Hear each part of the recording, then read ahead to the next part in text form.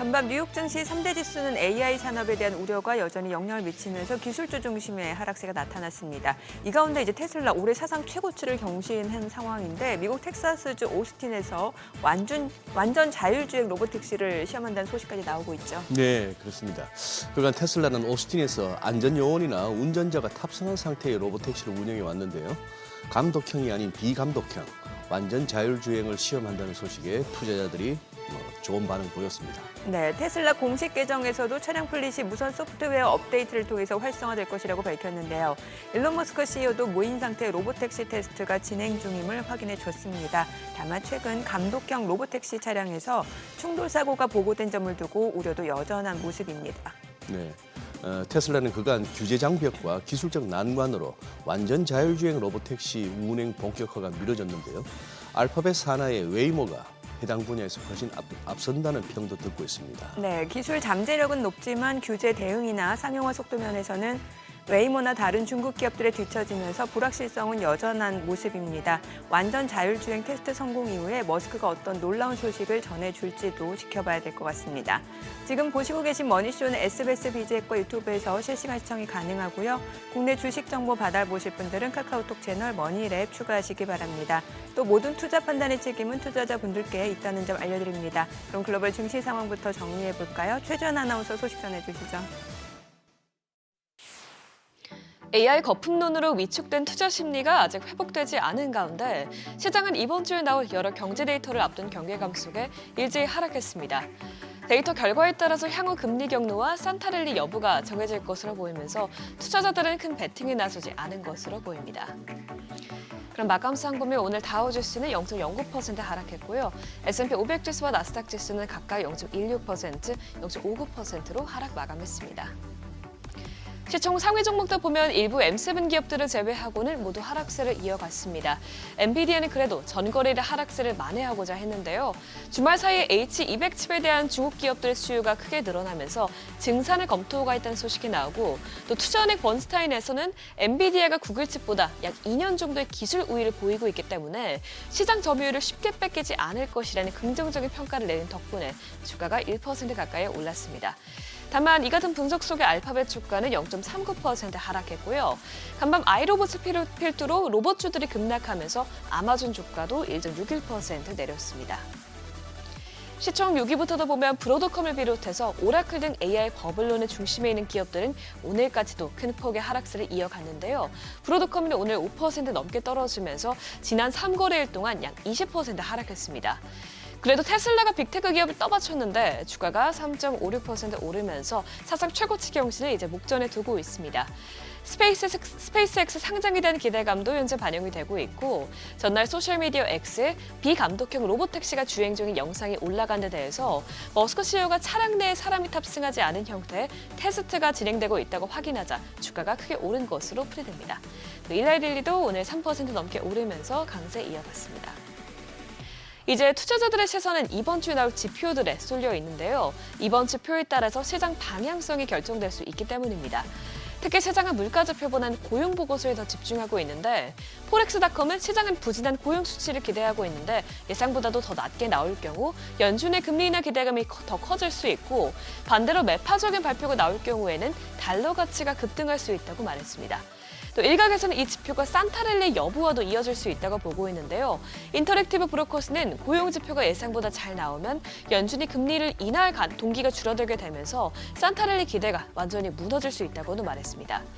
참고로 시장은 현재 내년 금리가 50베이시스 포인트 하락할 것으로 전망하고 있는데 이는 연준의 점도표에 한 차례 인하 전망보다 큰 폭이기 때문에 이번 지표에 따라서 시장 변동성이 더 크게 나타날 수 있겠습니다.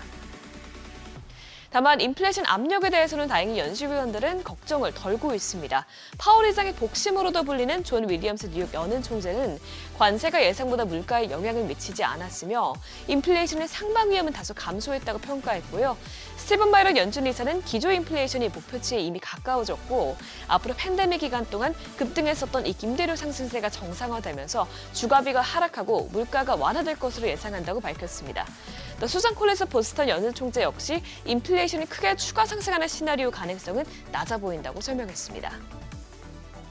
금리 인하에 대한 모멘텀이 시장의 동력인 만큼 당분간은 경기가 다소 부진하다는 뉴스가 오히려 시장에는 굿뉴스로 작용할 것으로 보이는데요. 간밤 나온 뉴욕주 제조업 지수는 이 같은 시나리오대로 나왔습니다. 이번 12월 발표치는 마이너스 3.9로 나오면서 시장 전망치와 전월세를 큰 폭으로 밑돌았습니다. 그중에서 특히 일반 사업 환경 지수가 23포인트나 급락하면서 덩달아 이 전체 수치도 마이너스를 기록하는 것으로 풀이가 되는데요. 다만 물가 상승세도 둔화된 것으로 나타났습니다.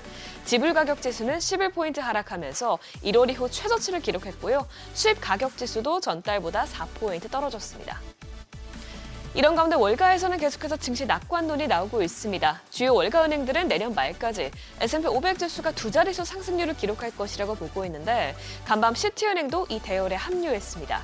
시티은행의 전략가들은 내년에 S&P 500 지수 연말 전망치를 7,700으로 예상하면서 지금으로부터 약 13% 높아질 것이라고 봤습니다.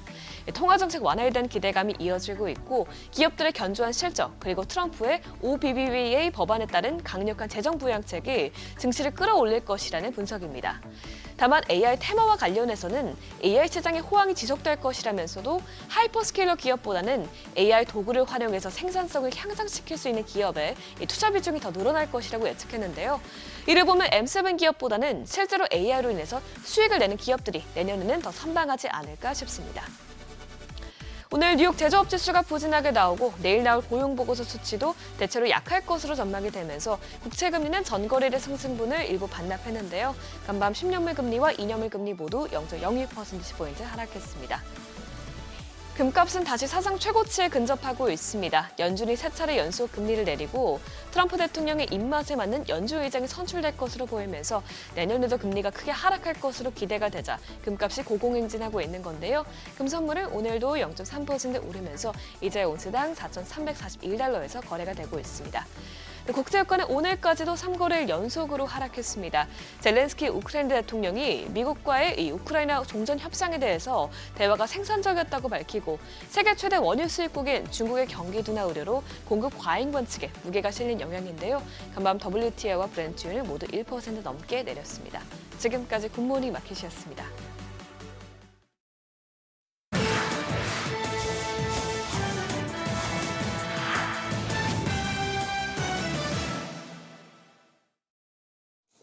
외신이 주목한 주요 이슈들 짚어보겠습니다. 반등하나 싶던 비트코인이 다시 고꾸라졌습니다. 85,000달러 선까지 밀려났는데요. 지난 10월 고점과 비교해보면 불과 두어 달 새 30% 넘게 급락한 수치고요. 코인마켓캡의 공포 탐욕 지수는 밑자락에서 공포 단계에 머무를 만큼 시장 심리가 크게 위축된 상태입니다. 업계는 이번 급락세 주요 원인으로 일본은행의 금리 인상을 꼽고 있습니다. 엔캐리 트레이드 청산 공포에 비트코인 가격이 7만 달러대까지 수직낙할 수 있다는 전망도 나오는데 실제로 앞서 일본은행이 금리를 높인 후 비트코인 가격이 평균 20% 안팎으로 하락하는 흐름을 보였던 만큼 시장은 신경을 곤두세우고 관망세를 유지하고 있습니다. 이런 가운데 글로벌 자산운용사 뱅가드의 경고도 이목을 끌고 있습니다. 비트코인을 최근 큰 인기를 끌 라부부 인형에 비유하면서 가치를 평가절하했는데요. 근본적인 기술이 지속적인 경제적 가치를 제공한다는 명확한 증거가 없다면 비트코인은 그저 디지털 라부부 그 이상으로 보이지 않는다 강조했습니다. 뱅가드가 장기 투자처에서 중요시 여기는 이자 수익과 복리 효과, 현금 흐름 등의 속성이 이 비트코인에는 전무하다는 지적인데 주목할 만한 점은 뱅가드가 최근 자사 플랫폼에서 이 고객들이 비트코인 현물 ETF를 거래할 수 있도록 허용했지만서도 이는 전적으로 고객의 재량이다 선을 그으면서 이 플랫폼은 개방했지만 회사의 하우스뷰 자체는 여전히 가상자산에 대해 회의적임을 제약시켜줬습니다. 반대로 비트코인에 올인하고 있는 곳이 있죠. 비트로도 유명한 스트래티지는 살얼음 판위를 걷고 있습니다. 최근 주요 지수 퇴출설이 나온 가운데 나스닥의 정기 리밸런싱에서 간신히 생존했는데요. 잔류에 성공하면서 한숨 돌릴 수 있기도 했지만 비트코인 급락으로 주가는 반토막이 난 데다 MSCI는 여전히 회의적인 입장을 고수하면서 스트래티지뿐만 아니라 가상자산 재무기업들을 벤치마크에서 제외할 줄 놓고 저울질하고 있는 터라 고민이 깊습니다. 이런 가운데도 세일러 회장은 비트코인 추가 매입 계획을 밝혔는데 길어지는 겨울에 스트래티지와 같은 가상자산 트레저리 전략을 꺼내든 기업들이 생존 시험대에 올랐습니다. 이처럼 혼란한 가상자산 시장이지만 월가의 실험도 계속되고 있습니다. JP모건이 이더리움 위에 머니마켓을 올렸는데요. 사상 첫 토큰화에 전통금융과 블록체인의 경계가 본격적으로 허물어지고 있다는 평가가 나옵니다. 사측은 전통 머니마켓 펀드에서 제공하던 선택지를 블록체인 환경에서도 그대로 구현하는 것이 목표라고 밝히면서 해당 상품을 통해 온체인 기반 현금 관리 상품 라인업을 본격적으로 확대하겠다는 구상인데요. 이번 출시는 스테이블코인 규제법인 지니어스 법안이 통과된 이후 월가의 토큰화 행보가 빨라진 흐름과 맞물린 모습입니다. 분위기를 바꿔서 AI 관련 소식도 짚어보죠. 최근 구글을 비롯해 업계 거센 도전을 받고 있는 엔비디아가 GPU 생태계 굳히기에 들어갔습니다. 개방형 고성능 AI 모델과 관리 도구를 공개했는데요. 네모트론3로 불리는 이 모델은 같은 오픈소스인 메타의 라마나 중국 딥시크와 유사하거나 더 높은 성능을 보여준다고 좌측은 설명했습니다. 엔비디아는 관리 도구 개발사인 스케일MD도 인수했는데 이렇게 새 개방형 AI 모델을 내놓고 관리 도구까지 사들여 고객들에게 제공한 데에는 최근 거세진 탈 엔비디아 흐름 속 고객들이 다른 AI 칩에 눈을 돌리지 못하도록 GPU 생태계에 묶어두기 위한 포석으로 보입니다. 주춤하나 싶던 구리 가격이 다시 또 최고가를 찍었습니다. 올해 수차례 신고가를 찍었는데 내년에도 랠리가 계속될 것이란 전망이 나오는데요. 시티그룹은 구조적 공급 부족과 함께 특히 미국의 사재기가 계속되는 점에서 내년 톤당 가격이 15,000달러까지 오를 것으로 봤고요. 성층권을 뚫고 올라 신기록을 찍을 것이란 표현까지도 나왔습니다. 다른 월가 애널리스트들 역시 최근 국면이 관세 우려로 마치 터보 엔진이 달린 듯 가속화됐다고 평가했는데 내년 상반기 가격과 수급 긴축이 정점에 이를 것으로 내다봤습니다. 지금까지 글로벌 비즈였습니다. 어제장에서 이슈가 있었던 업종 살펴보는 기업 이슈 시간입니다. 중국의 히토류 통제 여파로 금속과 광물의 전략적 가치가 부각되는 가운데 미국과의 공급망 협력을 확대하는 국내 금속 관련 기업들이 주목받고 있습니다. 대표적으로 세아베스틸 지주는 내년 초 중국산 제품에 대한 반덤핑 관세 부과 전망에 더해 중장기 대미 협력 강화에 대한 기대감까지 이어지고 있습니다. 또 고려아연의 경우 미국의 10조 원 규모 전략광물 재련소를 짓기로 했는데요. 미국 정부와 기업도 최소 1조 원 이상을 투자하는 것으로 알려졌습니다. 해당 소식에 움직였던 종목들 정리해보면 세아베스틸 지주 같은 경우 어제 가장 큰 폭으로 움직이면서 9%대 강세 보였고 사마알미늄도 6%, 고려아연은 4.87% 올랐으며 PJ메탈도 1.60% 강세 보였습니다. 이재명 대통령이 철도 차량 장기 납품 지연과 선급금 지급 문제를 공개적으로 질타하면서 다원시스가 급락했습니다. 이 대통령이 직접 철도 차량 부실 납품 문제를 공개적으로 지적하면서 투자 심리가 꺾인 것으로 해석됩니다. 앞서 지난 12일 이 대통령은 국토교통부 업무보고 자리에서 다원시스가 납품을 지연했음에도 열차 계약금의 절반 이상이 이미 지급된 점을 두고 정부기관들이 사기를 당한 것 같다고 말했습니다. 해당 소식에 움직였던 종목들 살펴보면 대표적으로 다원시스가 26% 급락하며 마감했고 현대건설도 6%, 우리기수도 3.9% 하락했고 남강토건도 3.45% 약세 보였습니다. 로봇 관련주가 한국과 미국 정부의 로봇 산업 육성 정책 기대감에 힘입어 강세 흐름 이어가고 있습니다. 한국과 미국 정부가 동시에 로봇 산업에 대한 육성 의지를 드러내면서 관련 종목 전반에 매수세가 유입되고 있습니다. 정책 기대가 단기 테마를 넘어서 중장기 산업 흐름으로 인식되며 로봇주 전반으로 상승세가 확산되는 모습입니다. 어제도 로봇주 전반적으로 좋았는데요. 대표적으로 움직였던 종목 살펴보면 원익홀딩스가 22%대 급등세 보였고 DIC가 15%대, T로보틱스도 10%대 올랐으며 휴림로봇도 7%대 강세 보였습니다. 일론 머스크의 우주기업 스페이스X가 내년 IPO를 공식적으로 본격 추진할 것으로 알려지면서 관련주들도 어제 시장에서 큰 관심을 받았습니다. 스페이스X의 특수 금속을 공급하는 스피어와 HVM을 비롯해 한화시스템, 세틀가이 등 우주항공 관련주, 그리고 스페이스X에 투자한 것으로 알려진 아주아이비투자와 미래에셋 벤처투자에도 매수세가 몰렸습니다. 스페이스X 관련주로 묶이면서 움직였던 종목들 중 HVM이 어제 10% 올랐고 이노스페이스도 8%대, 아주아이비투자 같은 경우 11%대 오르면서 창투자 관련된 종목들 전반적으로 흐름 좋았습니다. 지금까지 기업 이슈 전해드렸습니다.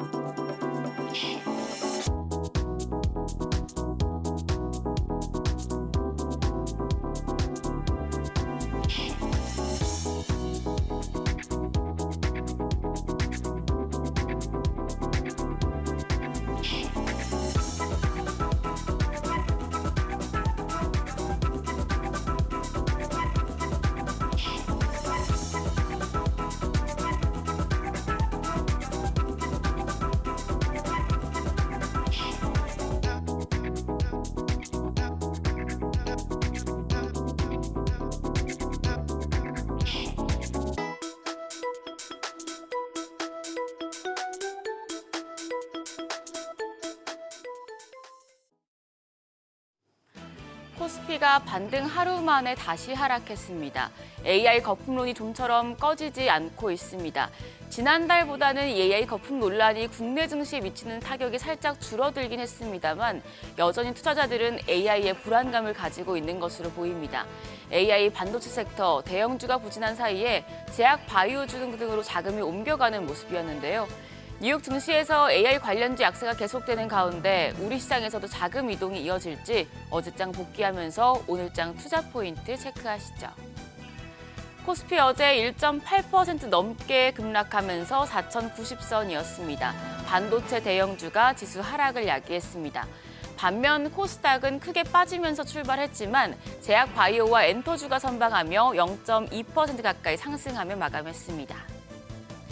AI 우려가 커지자 메이저 수급 주체는 다시 양시장에서 자금을 빼냈습니다. 코스피에서 외국인 9,570억 원 대거 팔아냈고 기관도 5천억 원 가까운 매도 우위를 기록했습니다. 개인만 홀로 1조 4,200억 원 사자 포지션 취했습니다. 코스닥 시장에서도 외국인과 기관 동반 매도 우위를 보였습니다. 외국인이 300억 원 가까이 팔자 포지션 취했고 기관 역시 1,209억 원 매도 우위였습니다. 개인만 홀로 1,900억 원 가까이 순매수 기록했습니다. 코스피 시가총액 상위 대형주들 줄줄이 내렸습니다. 제약 바이오 대표주인 삼성 바이오로직스만 4.7% 강세 기록했습니다. 삼성전자가 3.7%, SK하이닉스가 3% 가까이 하락했는데요. 다만 SK하이닉스는 사실상 HBM4 양산에 돌입했다는 소식이 전해지자 주가가 6% 넘게 빠지다가 낙폭을 줄이면서 장을 마쳤습니다. 그 밖에 HD현대중공업이 3.8% 약세 보였습니다. 코스닥 시총 상위단에선 제약바이오 대표주들이 상승했습니다. 알테오젠이 0.7% 오름세, ABL바이오가 3% 넘게 뛰었고요. 리가켄바이오가 1%, 펩트론이 0.4%, 삼천당제약이 0.9% 가까이 상승했습니다. 반면 에코프로와 레인보우 로보틱스, 코오롱티슈진, HLB가 약세 기록했습니다. 환율은 내렸습니다. 정규장 마감 시간 달러 기준 2원 70전 내리면서 1,471원에 거래를 마쳤습니다. 야간 거래에서는 낙폭을 확대하면서 1,470원을 밑돌면서 마감했습니다. 국민연금이 전략적인 환해지 기간을 1년간 유지하고 한국은행과 체결한 650억 달러 규모의 외환 스와프 계약을 내년 말까지 연장한다는 소식에 영향을 받았는데요. NDF에서 달러원 1개월물은 오늘 새벽 6시 기준 1,468원 70전을 기록했습니다. 오늘 환율 1,470원을 밑돌면서 출발할 것으로 예상됩니다. 오늘 시장에 영향을 줄 뉴스와 증권가 보고서 정리했습니다. 금속과 광물, 로봇, 방산 관련 뉴스들 참고하시죠. 우선 고려아연 어제 신고가를 새로 썼죠. 고려아연이 미국에서 10조 원 규모의 광물 재련소 건립을 추진한다는 소식 때문이었는데요. 미국 정부가 참여하는 외국 합작법인이 유의미한 수준으로 고려아연 지분을 보유하게 되면서 영품과 MBK 파트너스와 최윤범 고려아연 회장 사이의 지배권 경쟁이 변수로 떠올랐습니다. 이만큼 오늘장에서도 계속해서 주목받을 수 있겠고요. 또 구리 가격이 또 사상 최고치를 기록했다는 소식이 올라와 있습니다. 구리 관련주들 영향을 받을 수 있겠습니다. 로봇주의 경우에 한미 정부의 로봇 산업 육성 정책에 대한 기대감 속에 최근 연일 강세를 보이고 있는데요. 간밤 테슬라가 미국 텍사스주 오스틴에서 운전자가 없는 로봇택시 시험 주행을 진행 중이라고 공식 확인하면서 주가가 2025년 들어서 최고치로 마감했습니다. 로봇택시에 대한 기대감이 한층 더 높아진 만큼 국내 증시에서도 로봇과 자율주행 관련주 좋은 분위기 이어받을 가능성이 높겠습니다. 그리고 증권가에서는 방산주에 대한 긍정적인 뷰를 제시했습니다. 삼성증권은 한국 방위산업의 약진은 단순히 사이클의 호황으로 전환된 게 아니라 구조적으로 성장했다고 진단했습니다.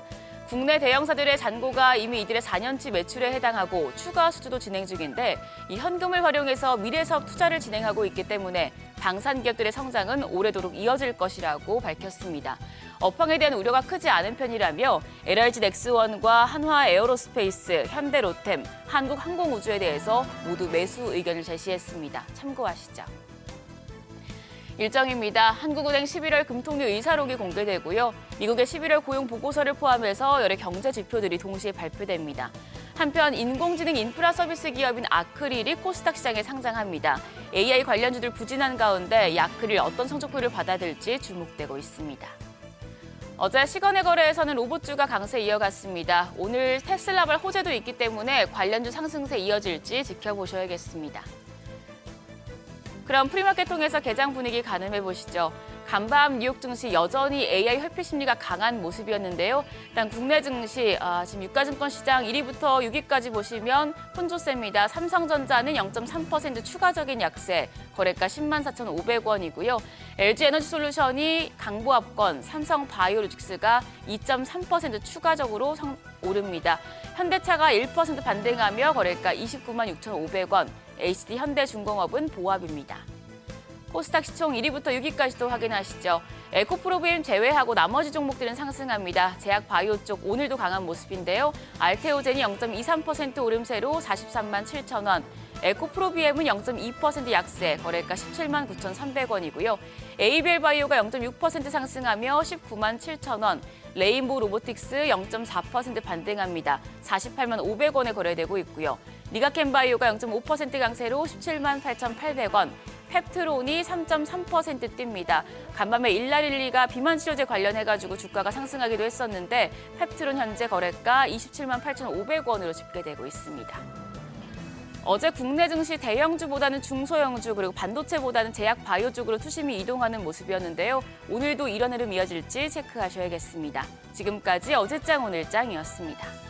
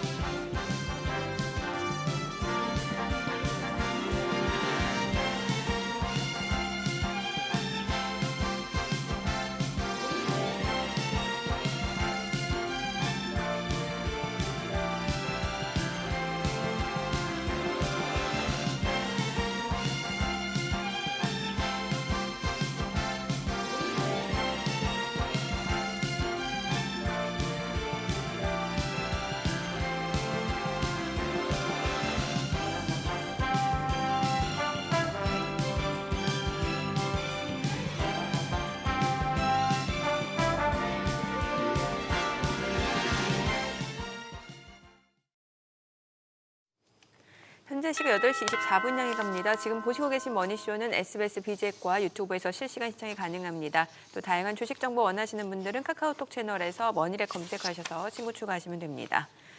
뉴욕 증시 보니까 좀 경계심이 큰 것 같습니다. 일단 주요 기술주들, AI 관련주들이 좀처럼 좀 상승 전환하지 못한 상태고 엔비디아가 조금 오르긴 했습니다만 글쎄요, 지금 전반적으로 뭐 경기 민감주라든지 아니면 소비 쪽 이런 쪽으로 좀 매수세가 쏠리는 것 같습니다.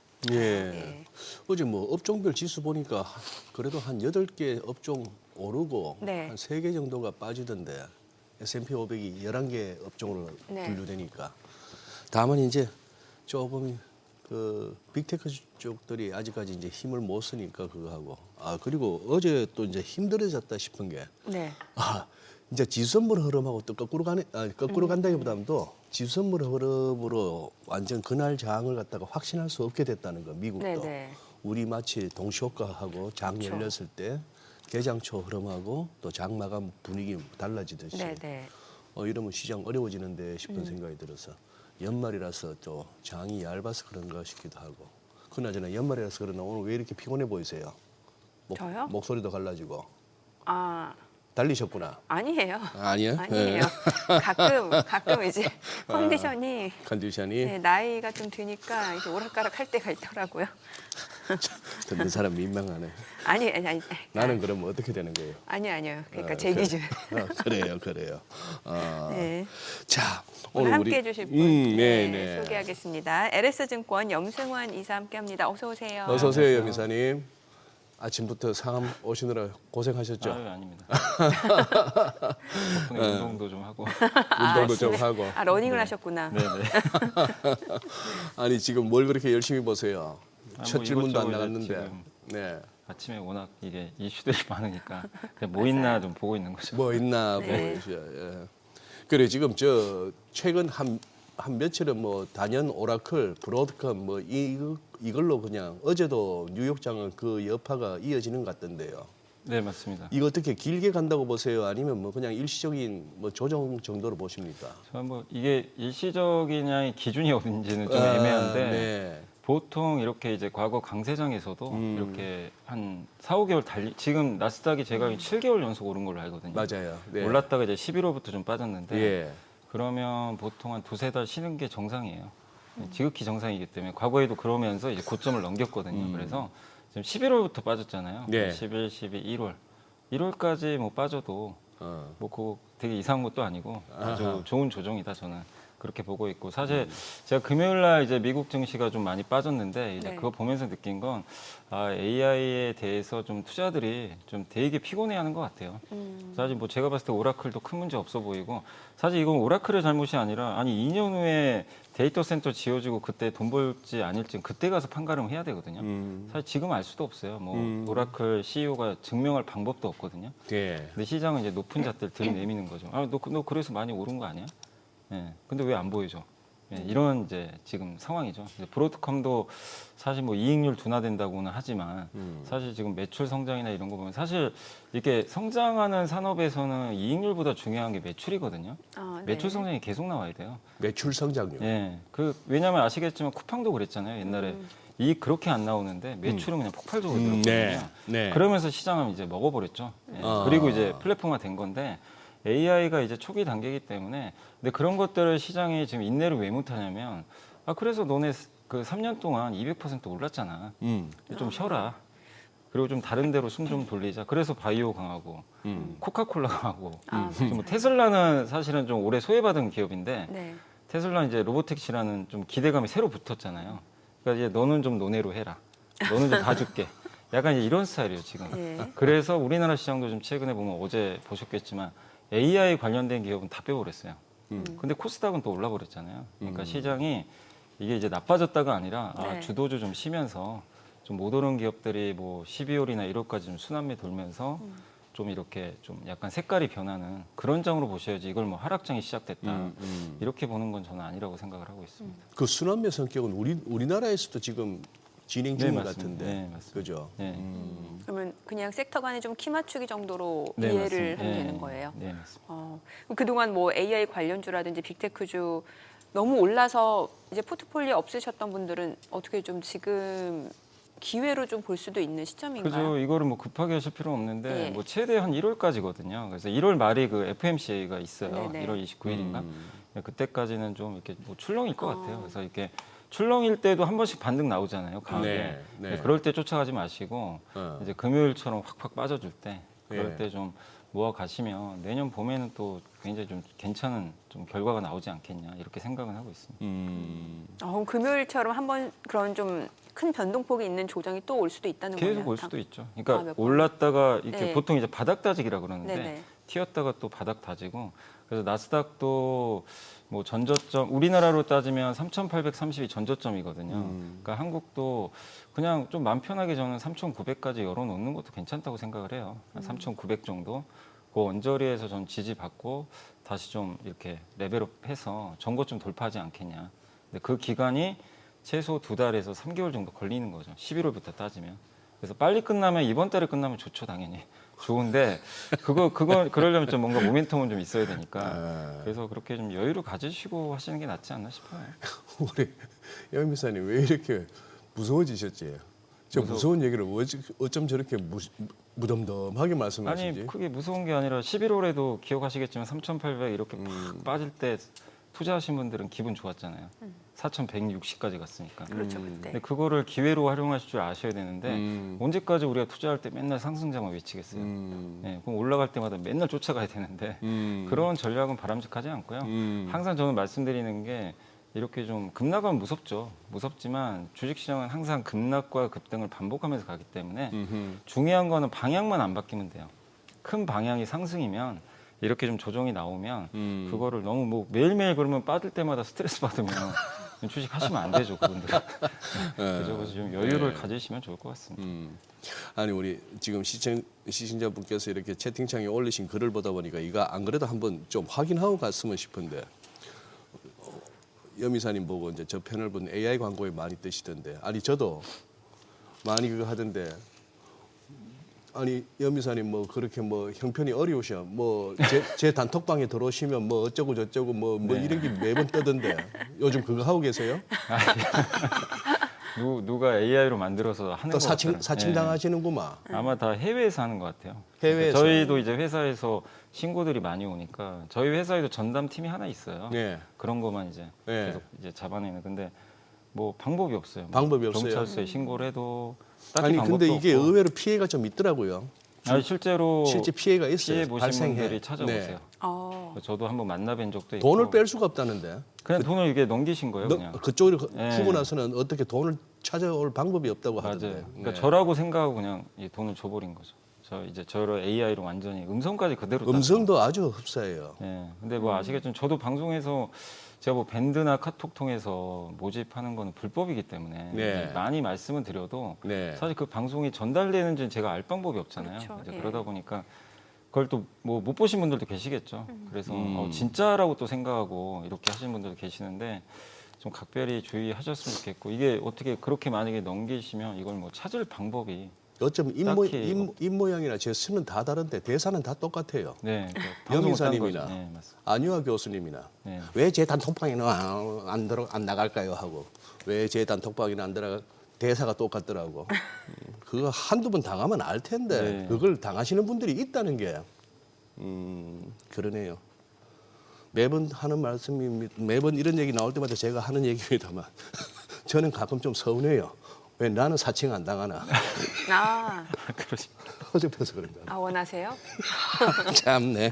아유, 아니 그나저나 이제 그동안 사실 미국 같은 경우는 경기 상황을 알 수 있는 지표들이 좀 공백이었다가 이제 네. 이번 주에 한꺼번에 지표를 발표가 되잖아요. 네. 자 여기에 대해서는 저희가 어떤 관점으로 보는 게 좋은 거예요? 그러니까 이번 주 내일이죠. 이제 고용 지표 나오고 네. 그다음 물가 지표 2개 나오죠. 그 소비자 물가 지수, PCE 물가 지수 이게 각각 나오는데 이게 이제 다 11월 데이터기 때문에 상당히 좀 중요할 것 같고요. 네. 이제 왜냐하면 이번에 연준이 점도표가 변화가 없었거든요. 이제 네. 그 원인이 저는 이제 지표를 못 봤기 때문이라고 생각을 하거든요. 그래서 아마 지표가 이번에 어떻게 나올지 모르지만 시장이 뭐 이게 원하는 뭐 고용이 조금 둔화되고 물가가 좀 안정화되는 모습들이 좀 나와준다면 다시 한번 이제 금리 인하에 대한 기대감이 좀 붙을 수 있는데, 근데 다만 이제 물가 같은 경우는 연준 의장이 내년 1분기가 고점이라 그랬단 말이에요. 그러면 조금 더 높게 나올 수도 있어요. 단기적으로 예, 예. 이제 방향 자체가 우상향하다가 네. 1분기를 고점으로 이제 꺾이는 그림이니까 결국에 그런 꺾이는 모습은 내년 한 4, 5월 돼야 확인이 가능하거든요. 네, 그렇게 본다면 당분간은 물가가 좀 예상보다는 좀 높게 나올 가능성이 있고 고용은 안 좋게 나올 거는 같아요. 계속 지금 고용 걱정된다. 그러니까 이제 이걸 가지고 시장이 어떻게 해석할지, 결국 꺾일 물가에 초점을 맞출 것인지, 아니면 요즘에는 좀 약간 긍정적인 것도 좀 안 좋게 해석을 해버리니까 시장 자체가 피곤하다 보니까 네. 물가에 그냥 초점 맞춰가지고 아직 높네? 그럼 내년은 금리 인하 진짜 한 번만 하나? 이렇게 또 해석을 할 수도 있는 거죠. 그래서 저는 어쨌든 이제 고용 지표, 내일 나오는 고용 보고서, 그리고 이제 목요일 나오는 이 소비자 물가, 이거를 두 번은 다 봐야 됩니다. 네. 시장이 어느 쪽에 좀 주안점을 두는지 보시고, 결국 뭐 좋은 쪽으로 해석한다면 뭐 시장 조정이 좀 12월 안에 끝나고 또 1월부터 랠리가 나올 수 있지만, 약간 또 부정적인 해석, 그러니까 물가에 초점을 두는 해석 쪽으로 가버리면 좀 조정 기간이 조금은 더 길어질 수 있다, 이렇게 생각을 하고 있습니다.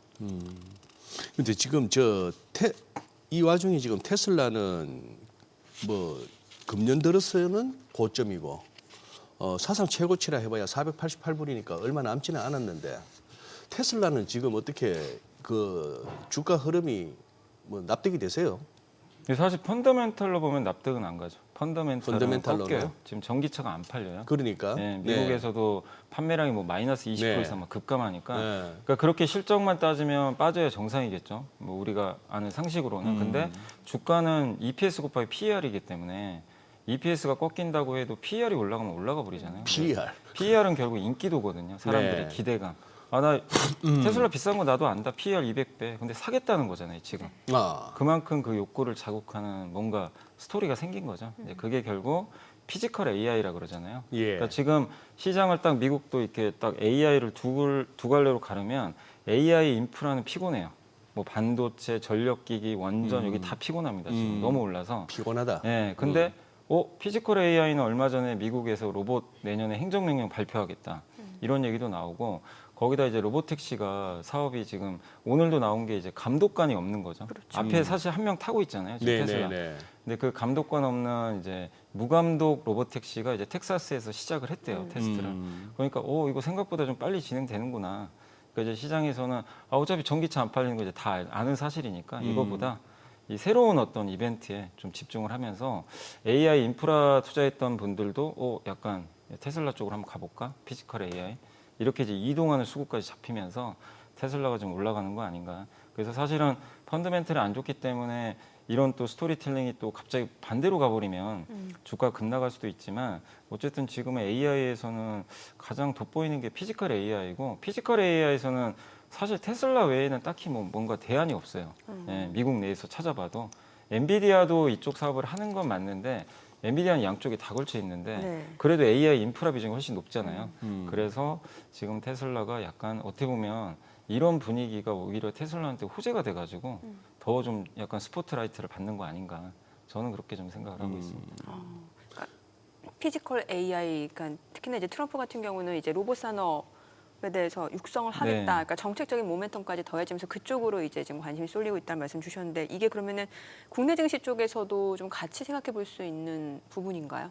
그러니까 이제 국내 증시에서도 예. 최근에 강한 게 약간 이제 요즘 분위기가 뭔가 일론 머스크가 찍어준 기업들이 되게 강한 것 같아요. 그러니까 이제 예. 일론 머스크 하는 사업 로봇 강했죠. 아, 네. 예. 그리고 최근에 반도체 좀 약하지만 네. 로봇 강했고 그다음에 자율주행 섹터 강했고 현대차도 사실 한번 움직여버렸잖아요. 예. 거기다가 이제 최근에 제일 뜨거운 게 우주, 스페이스X 내년에 맞아요. 오늘은 물론 이제 미국에서 우주 관련주가 급락했어요. 근데 최근에 워낙 이제 가파르게 올라서 그런데 한국에서도 어제 보면 뭐 세아베스틸 지주 같은 회사들이 스페이스X에 뭐 이제 공급할 거다 네. 이러면서 이제 급등한 것처럼 결국 최근에 한국도 이들이 주도주는 아니지만 지금 뭐 이렇게 시장을 막 이끄는 건 아닌데 일단 지금 이 주도주군이 뭐 조방원이나 반도체가 좀 쉬는 구간에서 약간 미국과 좀 비슷하게 피지컬 AI로 우리나라도 이동을 좀 한 것 같아요. 시선 네. 자체가. 그래서 지금 한국도 좀 비슷한 움직임이 좀 나오고 있다 이렇게 생각을 하고 있습니다. 약간 이제 업종으로 들어가기 전에 약간 이제 며칠 안 됐습니다만 FMC가 지난주 미국에서는 수요일 날 있었고 그러고 나면 이제 목금 어제까지 해서 월요일 FMC 이후 미국은 이제 3거래일을 보냈는데 자 금리 내려줬죠. 거기다가 뭐 재정증권 산다면서 월 400억 달러 정도 자산 매입. 네. 결국 이래저래 돈은 풀릴 거고 뭐 지준을 갖다가 뭐 채우기 위해서라고는 합니다만 돈 풀릴 거고 이렇게 됐는데 즉 유동성 측면에서는 그냥 풍성해졌다고 볼 수 있는데도 불구하고 사흘 동안 시장은 좀 못 가고 특히나 코인은 저렇게 추이를 타고 있단 말입니다. 이 부분이 조금 이렇게 좀 의외다 싶어가지고. 근데 이렇게 네. 보시면 될 것 같아요. 오히려 이제 시장이 그러니까 뭐라 그러죠? 뭔가 유동성이 좀 약간 말라가고 위축되고 뭔가 좀 불확실할 때는 경기도 좀 잘 안 보이고 이럴 때는 사실 그냥 똘똘한 것만 집중하게 돼 있거든요. 그러니까 네. 뭐 M7만 강한 거죠, 사실은. 예? 그 M7만 강하게 되는 거죠. 그런 상황에서. 그러니까 미국의 빅테크 위주로만 가는 건데 네. 지금 상황은 이제 미국에서 연준 의장이 갑자기 국채 매입 400억 달러 해주겠다. 네. 뭐 안 좋으면 내가 도와줄게 약간 이런 식이잖아요. 예. 거기다가 이번 FOMC에서 좀 놀랬던 게 내년 경제 성장의 전망치를 올려버렸어요. 그러니까. 경기 생각보다 괜찮네. 그리고 내년 4월에 이제 그 소득세 다 내고 나면 이제 감세 시작하거든요. 본격적으로. 이제 돌려받아요. 환급 같은 것도 할 거고. 그 돈 받으면 뭐 하겠어요? 다 소비하겠죠. 사람들이. 그러면 우리가 굳이 왜 빅테크만 보지? 내년에 좀 이렇게 경기 민감주, 소비주도 좀 나아지는 거 아닌가? 그러니까 시선이 이제 바뀌어버리기 시작하는 거죠. 그래서 말씀하신 이제 그런 조건들이 오히려 빅테크한테 이게 좋게 작용한 게 아니라 사람들의 시선을 이 좀 뭔가 애매했던 이 업종들한테도 내년을 보니까 좀 나빠 보이지가 않는 거예요. 특히 요즘에 의류주가 막 급등하기 시작해요. 의류? 네, 의류주가 뭐 랄프로렌이라든가 이런 기업들의 주가가 막 급등합니다. 네. 그리고 네. 이제 내년에 감세하고 환급 받을 거니까 네. 그 돈으로 더 소비하지 않겠냐. 금리까지 떨어뜨려주고. 네. 그러니까 자동차주들도 올라가요. 금리에 민감하죠. 그래서 러셀 2000은 계속 갔고 중소형주들. 그러니까 오히려 이제 그런 것들이 이제 눈으로 확실히 이제 가시화가 되다 보니까 네. 이 M7만 집중할 필요가 없어진 거죠, 시장이. 그래서 오히려 시장이 좀 확산되고 있다. 그래서 지금 뭐 M7에 문제가 생겼다기보다는 그냥 독주했는데 여기서 이제 대안이 좀 생겨버리니까 그런 현상들이 좀 나왔던 것 같고, 그리고 비트코인 같은 경우는 뭐 뚜렷한 뭐 악재가 나온 건 아닌데 요새 뭐 고래들이 막 팔고 있다고 그러더라고요. 그러니까 이 큰 자금들이 한 번씩 툭툭 던지면 이게 아마 그래프 보시면 아시겠지만 갑자기 쭉쭉 빠져버려요. 누가 던져버린 거거든요. 예. 근데 그럴 때마다 8만 달러에서는 또 9만 달러까지 회복은 되는 거 보면 저가 매수는 있는데 일단 수급적으로 그게 뭐 왜 파는지는 명확하진 않습니다. 사실 뭐 그건 명확하진 않지만 왜냐하면 금리도 낮춰준다고 하는데 돈도 푸는데 떨어진다는 건 일단 뭐 큰 고래들이 뭐 이게 차익 매물도 일부 나오는 것 같아요. 근데 그걸 소화하는 과정이지 저는 비트코인에 뭔가 좀 구조적인 또 문제가 생겨서 이렇게 빠져. 그럴 거면 사실 비트코인이 금이 같이 갔거든요. 이 같이 지금 움직였어요. 최근에 보면 올해 보면. 그래서 금도 빠지고 이런 다른 자산도 다 빠져야 되거든요. 근데 그런 건 또 아니기 때문에 약간 비트코인은 뭐 제가 전문가는 아니지만 약간 수급적으로 좀 그런 좀 매물이 좀 있어서 좀 변동성이 커진 거 아닌가 이렇게 생각은 하고 있습니다. 저도 아까 글로벌 비즈에 저희 임선우 캐스터가 여러 가지 이제 단신을 소개해 주는 와중에 뱅가드에서 비트코인을 가지고 디지털 라부부라고 라고. 디지털 라부부. 디지털 라부부라고 얘기하니까 와 지금 월가에서 뱅가드 같은 데서 저런 얘기를 해 싶은 거예요. 한마디로 그냥 아무 가치 없는데 사람들이 와 달라들어서 그냥 했다는 그 얘기인데 저 얘기를 저렇게까지 용감하게 한다? 그러면서 또 그거는 해요. ETF는 상장해요. 고객들이 원해서. 네. 내가 장사는 하는데 이게 뭔지는 모르겠다 이건데 뱅가드가. 나중에 가서 이제 뭔 소리를 할지 모르겠습니다. 이제는. 무너지고 나면 별소리가 다 나올 것 같아요. 내가 그럴 줄 알았다부터 시작해가지고. 근데 무너질 수 없다고 봐요. 저는. 무너질 수. 개인적으로. 왜냐하면 스테이블 코인 무너지기에는. 왜냐하면 트럼프 대통령이 정책상 스테이블 코인 시장이 반드시 흥행을 해야 돼요. 예. 그래야 국채 금리를 탁 떨어뜨릴 수가 있어요. 왜냐하면 스테이블 코인이 이게 어떻게 보면 이 발행하자마자 미국의 단기 국채를 무조건 사야 되거든요. 네네. 네, 그걸 이제 여기다 어떻게 보면 이제 저장을 해놓는 거죠. 그래서 코인 시장이 잘 돼야 되고요, 무조건. 그러면 스테이블 코인 수요는 당연히 늘 거고 발행이 늘면 국채 수요가 늘면서 단기 국채가 이제 떨어지고 단기 국채가 떨어지면 이 트럼프 입장에서 왜 좋냐면 장기 국채를 굳이 이제 발행을 많이 할 필요가 없어요. 예, 왜냐하면 단기 국채 사줄 투자들이 이제 넘쳐날 거니까. 그래서 이제 스테이블 코인 수요가 늘면 거기다 단기 국채 발행해서 팔면 돼요. 발행을 하면 되는 거죠. 발행을 하면 사줄 거고 대신에 장기 국채 공급은 이제 줄여버리면 돼요. 그럼 공급이 줄면 채권값 오르잖아요. 그러면 장기 금리 당연히 떨어지게 돼 있거든요. 이 구조예요. 그렇기 때문에 27년 1월부터 스테이블 코인이 이제 제도적으로 이제 지금 유예 기간이에요.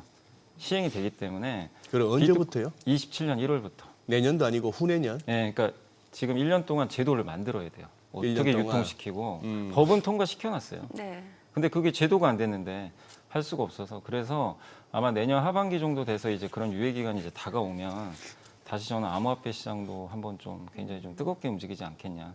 왜냐하면 이게 비트코인이 망가지는데 코인 시장이 될 리가 없거든요. 그래서 이게 표준 지표이기 때문에 비트코인은 아마 제가 봤을 때는 트럼프 입장에선 이게 글쎄요. 망가지면 안 되는 자산으로 저는 알고 저는 있습니다. 아직까지 좀 지식이 부족해서 그런지는 몰라도 스테이블 코인하고 지금 가상화폐 비트코인이나 이더리움 저쪽에 뭐 알트코인, 잡코인은 뺍시다. 네. 그건 진짜 아무것도 아니고 그냥 정민코인, 진우코인 만들면 돼요. 미친 사람들이 그냥 사주면 가격이 형성되는 건데 그거는 뭐 딴 세상 얘기고 가상화폐 비트코인하고 스테이블코인도 다르다고 보는 것이 스테이블코인은 말씀하신 대로 뒤에 뭐가 있잖아요. 딱 내가 1달러치의 스테이블코인을 사면 1달러치의 국채를 갖다가 바로 사야 되면서 뒤에 담보가 있잖아요. 그렇게 볼 것 같으면 좀 다른 얘기인데 이러나 저러나 어쨌거나 보니 2027년에 후내년 1월부터 스테이블코인을 제대로 하려면은 내년에 선거 진짜 제대로 이겨야 되는군요. 그러니까 그런 변수가 저거 있죠. 못 이기면은 네. 약간 그 시장도 휘청일 수 있어요. 그러니까 휘청일 되게 수가 좋은 있네. 지적이시고 그래서 이제 이거를 트럼프 대통령이 밀고 있고 네. 그리고 이게 사실 비트코인과 스테이블코인은 다르죠. 하나는 이제 매매 대상이고 어떻게 보면 거래 대상이고 하나는 결제용이죠. 스테이블코인은. 스테이블코인은 이제 AI 시대 열리면 AI 이제 비서가 도입되면서 모든 거래를 다 스테이블 코인으로 해버릴 수도 있어요. 네이버 두나무가 저는 괜히 합치는 거 아니라고 보거든요. 그 시장 온다고 생각하고 베팅을 해버린 거예요. 그래서 확신을 갖고 그 두 큰 기업이 지금 합치려고 하는 거고, 그래서 저도 그 시장 온다고 생각하는 사람 중에 하나예요. 그런데 당장 오는 건 아니죠. 그리고 미국부터 시작을 하니까. 다만 이제 말씀해 주신 대로 이게 만약에 트럼프 대통령이 중간 선거 져버리면 동력이 사실 떨어져 버려요. 네. 그러면 지금 트럼프 수혜주들 있죠. 뭐 조방원부터 시작해가지고 비트코인 관련주라든가 대신에 이제 친환경 섹터는 급등해 버리겠죠. 반대로. 네. 지금 눌려 있으니까. 예. 그래서 내년 중간 선거가 사실 이제 그런 부분에서 저도 상당히 이제 섹터에 엄청난 영향을 줄 수 있어서 좀 중요하다고는 생각은 하고 있습니다. 그래서 저는 이번 19일, 오늘이 16일이죠. 19일 날 금요일 BOJ 뭐 금리 결정도 했습니다만 그날 밤에 딱 그 시한인데 지난 11월 19일 날 그 상원 하원에서 제프리 앱스틴 그 명단 공개하라는 법안이 통과되고 트럼프 대통령 서명하면서 30일간의 유예 기간을 준 그 마감 시한이 12월 19일이다 보니까 그날 저는 개인적으로 굉장히 궁금합니다. 어느 만큼 이렇게 절제된 아니면 편집된 그런 어떤 파일이 나오려는지 거기에 따라서 내년에 그 중간선거 판도도 많이 달라질 수 있다고 보거든요. 네. 변수는 맞겠죠. 그게 어떻게 될지는 모르겠지만. 네. 네. 그 트럼프한테 이제 불리한 쪽으로 나와버리면 당연히 뭐 선거에도 영향을. 그리고 지금 사실 트럼프 지지율이 굉장히 낮거든요. 네. 그러다 보니까 요새 뭐 사실 조방원 섹터도 안 좋은 이유 중에 하나가 사실 이제 트럼프 지지율에 영향을 좀 받거든요. 그래서 뭔가 이제 반전이기가 필요한데 저런 것들이 이제 자꾸 걸리게 되면 트럼프가 이제 정책 펼치기도 쉽지가 않은 거죠, 사실. 그래서 영향은 있겠지만 이제 근데 일단 결과는 봐야 될 것 같습니다. 혹시 염미사께서는 그거 뭐 정보가 있으세요? 우리가 저 200 관세 협상 끝에 연간 200억 달러 정도를 보내기로 돼 있는 거 아닙니까? 그게 네. 실제로 지금 진행 중인지, 그리고 또 마스가 했는데 마스가 관련해서 실제 뭐 프로젝트가 어느 정도 진행되거나 뭐 논의가 되고 있는지 혹시 뭐 들은 얘기 있으세요? 뭐 저는 그죠? 전혀 들은 건 없습니다. 마찬가지지. 네. 뭐 보도도 안 되고 네. 우리가 알 바가 없는 거예요. 근데 이제 구체적인 건 실무 협상을 또 해야 되니까 실무 아마 협상을. 내년부터 하지 않을까 싶긴 하거든요. 네. 그래서 이제 제가 아는 걸로는 어쨌든 마스가는 진행은 하는데 네. 이제 관건은 그거죠. 그 배를 어디서 질 거냐, 미국에서 지을 거냐. 그러니까 미국에 하나의 그 필리조 선소가 있는데 네. 미국 내에서 만들게 할 거냐, 예. 아니면 또 지금 약간 법은 바꿔야 되는 걸로 아는데 한국에서 그냥 만들어서 그냥 미국에 수출하게 할 거냐, 이런 것들도 좀 논의가 돼야 되잖아요. 그러니까 그런 좀 매듭이 좀 필요한 것 같고 200억 달러는 어쨌든 이제 이게 이제 집행은 좀 될 텐데 아마 내년부터는 될 것 같고 다만 이제 이게 한국은행 총재 얘기는 이제 200억 달러가 이제 연간 그러니까 월 200억 달러 정도는 충분히 우리 외환보유고 연간이 내에서 200억. 예, 그러니까 예, 연간 예, 200억 달러는 예. 우리 이제 외환보유고 내에서 충분히 이제 감당 가능하다 했기 때문에 일단 영향은 좀 크진 않을 걸로 보지만 근데 이제 그 조건은 좀 달았더라고요. 이제 미국과 좀 합의를 해가지고 이게 외환시장에 영향을 주는 상황이 좀 나오는데 그러니까 우리 요즘에 한국 같은 경우는 좀 달러가 부족하잖아요. 네. 달러 수요가 워낙 많다 보니까 그런 상황에서 이제 그 이 200억 달러가 아니라 뭐 100달러만 투자해도 되는 그런 조항이 들어간 걸로 저는 알고 있거든요. 그러니까 여기 아니면 아예 그 달은 아예 안 해버리는 거죠. 뭐 안 할 수도 있는 거고. 그래서 그거는 유연하게 했기 때문에 근데 그런 것들은 이제 아마 내년부터 본격적으로 뭐 그 집행이 되지 않겠냐. 그리고 어디에 얼마 집행할지도 아직 안 나왔거든요. 뭐 그렇죠. 대통령이 얘기한 거로는 뭐 다양한 산업, 뭐 배도 있고 뭐 원전도 있고 막 이런 거 같은데 그거를 어디에 얼만큼 넣을지도 아직 결정이 안 됐기 때문에 조금 더 구체화되는데 시간은 걸리는 것 같습니다. 자, 지금 시각 8시 50분입니다. 오늘 양시장 호가 상황 좀 체크해 보겠습니다. 먼저 코스피 예상 체결지수부터 확인해 볼게요. 오늘 코스피는 지금 보합권 예상되고 있고요. 4,088, 코스닥은 0.3% 하락 예상됩니다. 936이고요. 시가총액 상위 종목 예상가 보겠습니다. 삼성전자 오늘 지금 2%대 하락이 예상됩니다. 지금 호가에서는 10만 2,500원. SK하이닉스가 3% 하락 예상됩니다. 예상가 53만 5천 원이고요. LG에너지솔루션 호가는 44만 5천 원. 삼성바이오로직스가 오늘 2% 상승 예상됩니다. 호가 181만 1천 원이고요. 삼성전자 우선주는 상승 출발 예상됩니다. 현대차가 오늘 1.7% 상승 예상되고요. 지금 호가는 29만 8,500원, 그리고 HD 현대중공업은 3.6% 하락 예상되고요. 예상가 53만 2천원, 두산 에너빌리티 보합 예상되고 있고요. 기아가 0.3% 하락 예상됩니다. KB금융 호가는 12만 4,100원으로 집계가 되고 있습니다. 코스닥 시가총액 상위 종목 예상가도 보겠습니다. 알테오젠 오늘 1% 하락 예상됩니다. 지금 호가에서는 43만 500원. 그 밖에 에코프로비엠 지금 0.6% 상승 예상되고요. 호가 18만 800원. 에코프로, 에이벨바이오, 레인보 로보틱스 지금 호가에서는 뭐 큰 움직임 나타나지 않고 있는 모습이고, 리가캠바이오가 보합권 예상됩니다. 17만 8천원. 그리고 코오롱 티슈진 예상 체결가는 8만 500원, 팩트론이 3% 강세가 예상되고요. 호가는 27만 9천원, HLB 상승 예상됩니다. 예상가 4만 7,300원, 삼천당제약은 예상 체결가 22만 8,500원으로 나타나고 있습니다. 지금 이제 개장까지 한 8분 남았는데, 글쎄 오늘 국내 증시 쪽에 어제장에서 이제 바이오 섹터가 좀 강했던 모습이고, 오늘은 어떨지 또 궁금한 상황인데, 또 뉴욕 증시에서 보니까 뭐 소비재라든지 예. 아니면 금융 이런 또 헬스케어 쪽으로 매수세가 유입되니까 네, 예측이 쉽진 않습니다. 네, 예. 그러네요. 예.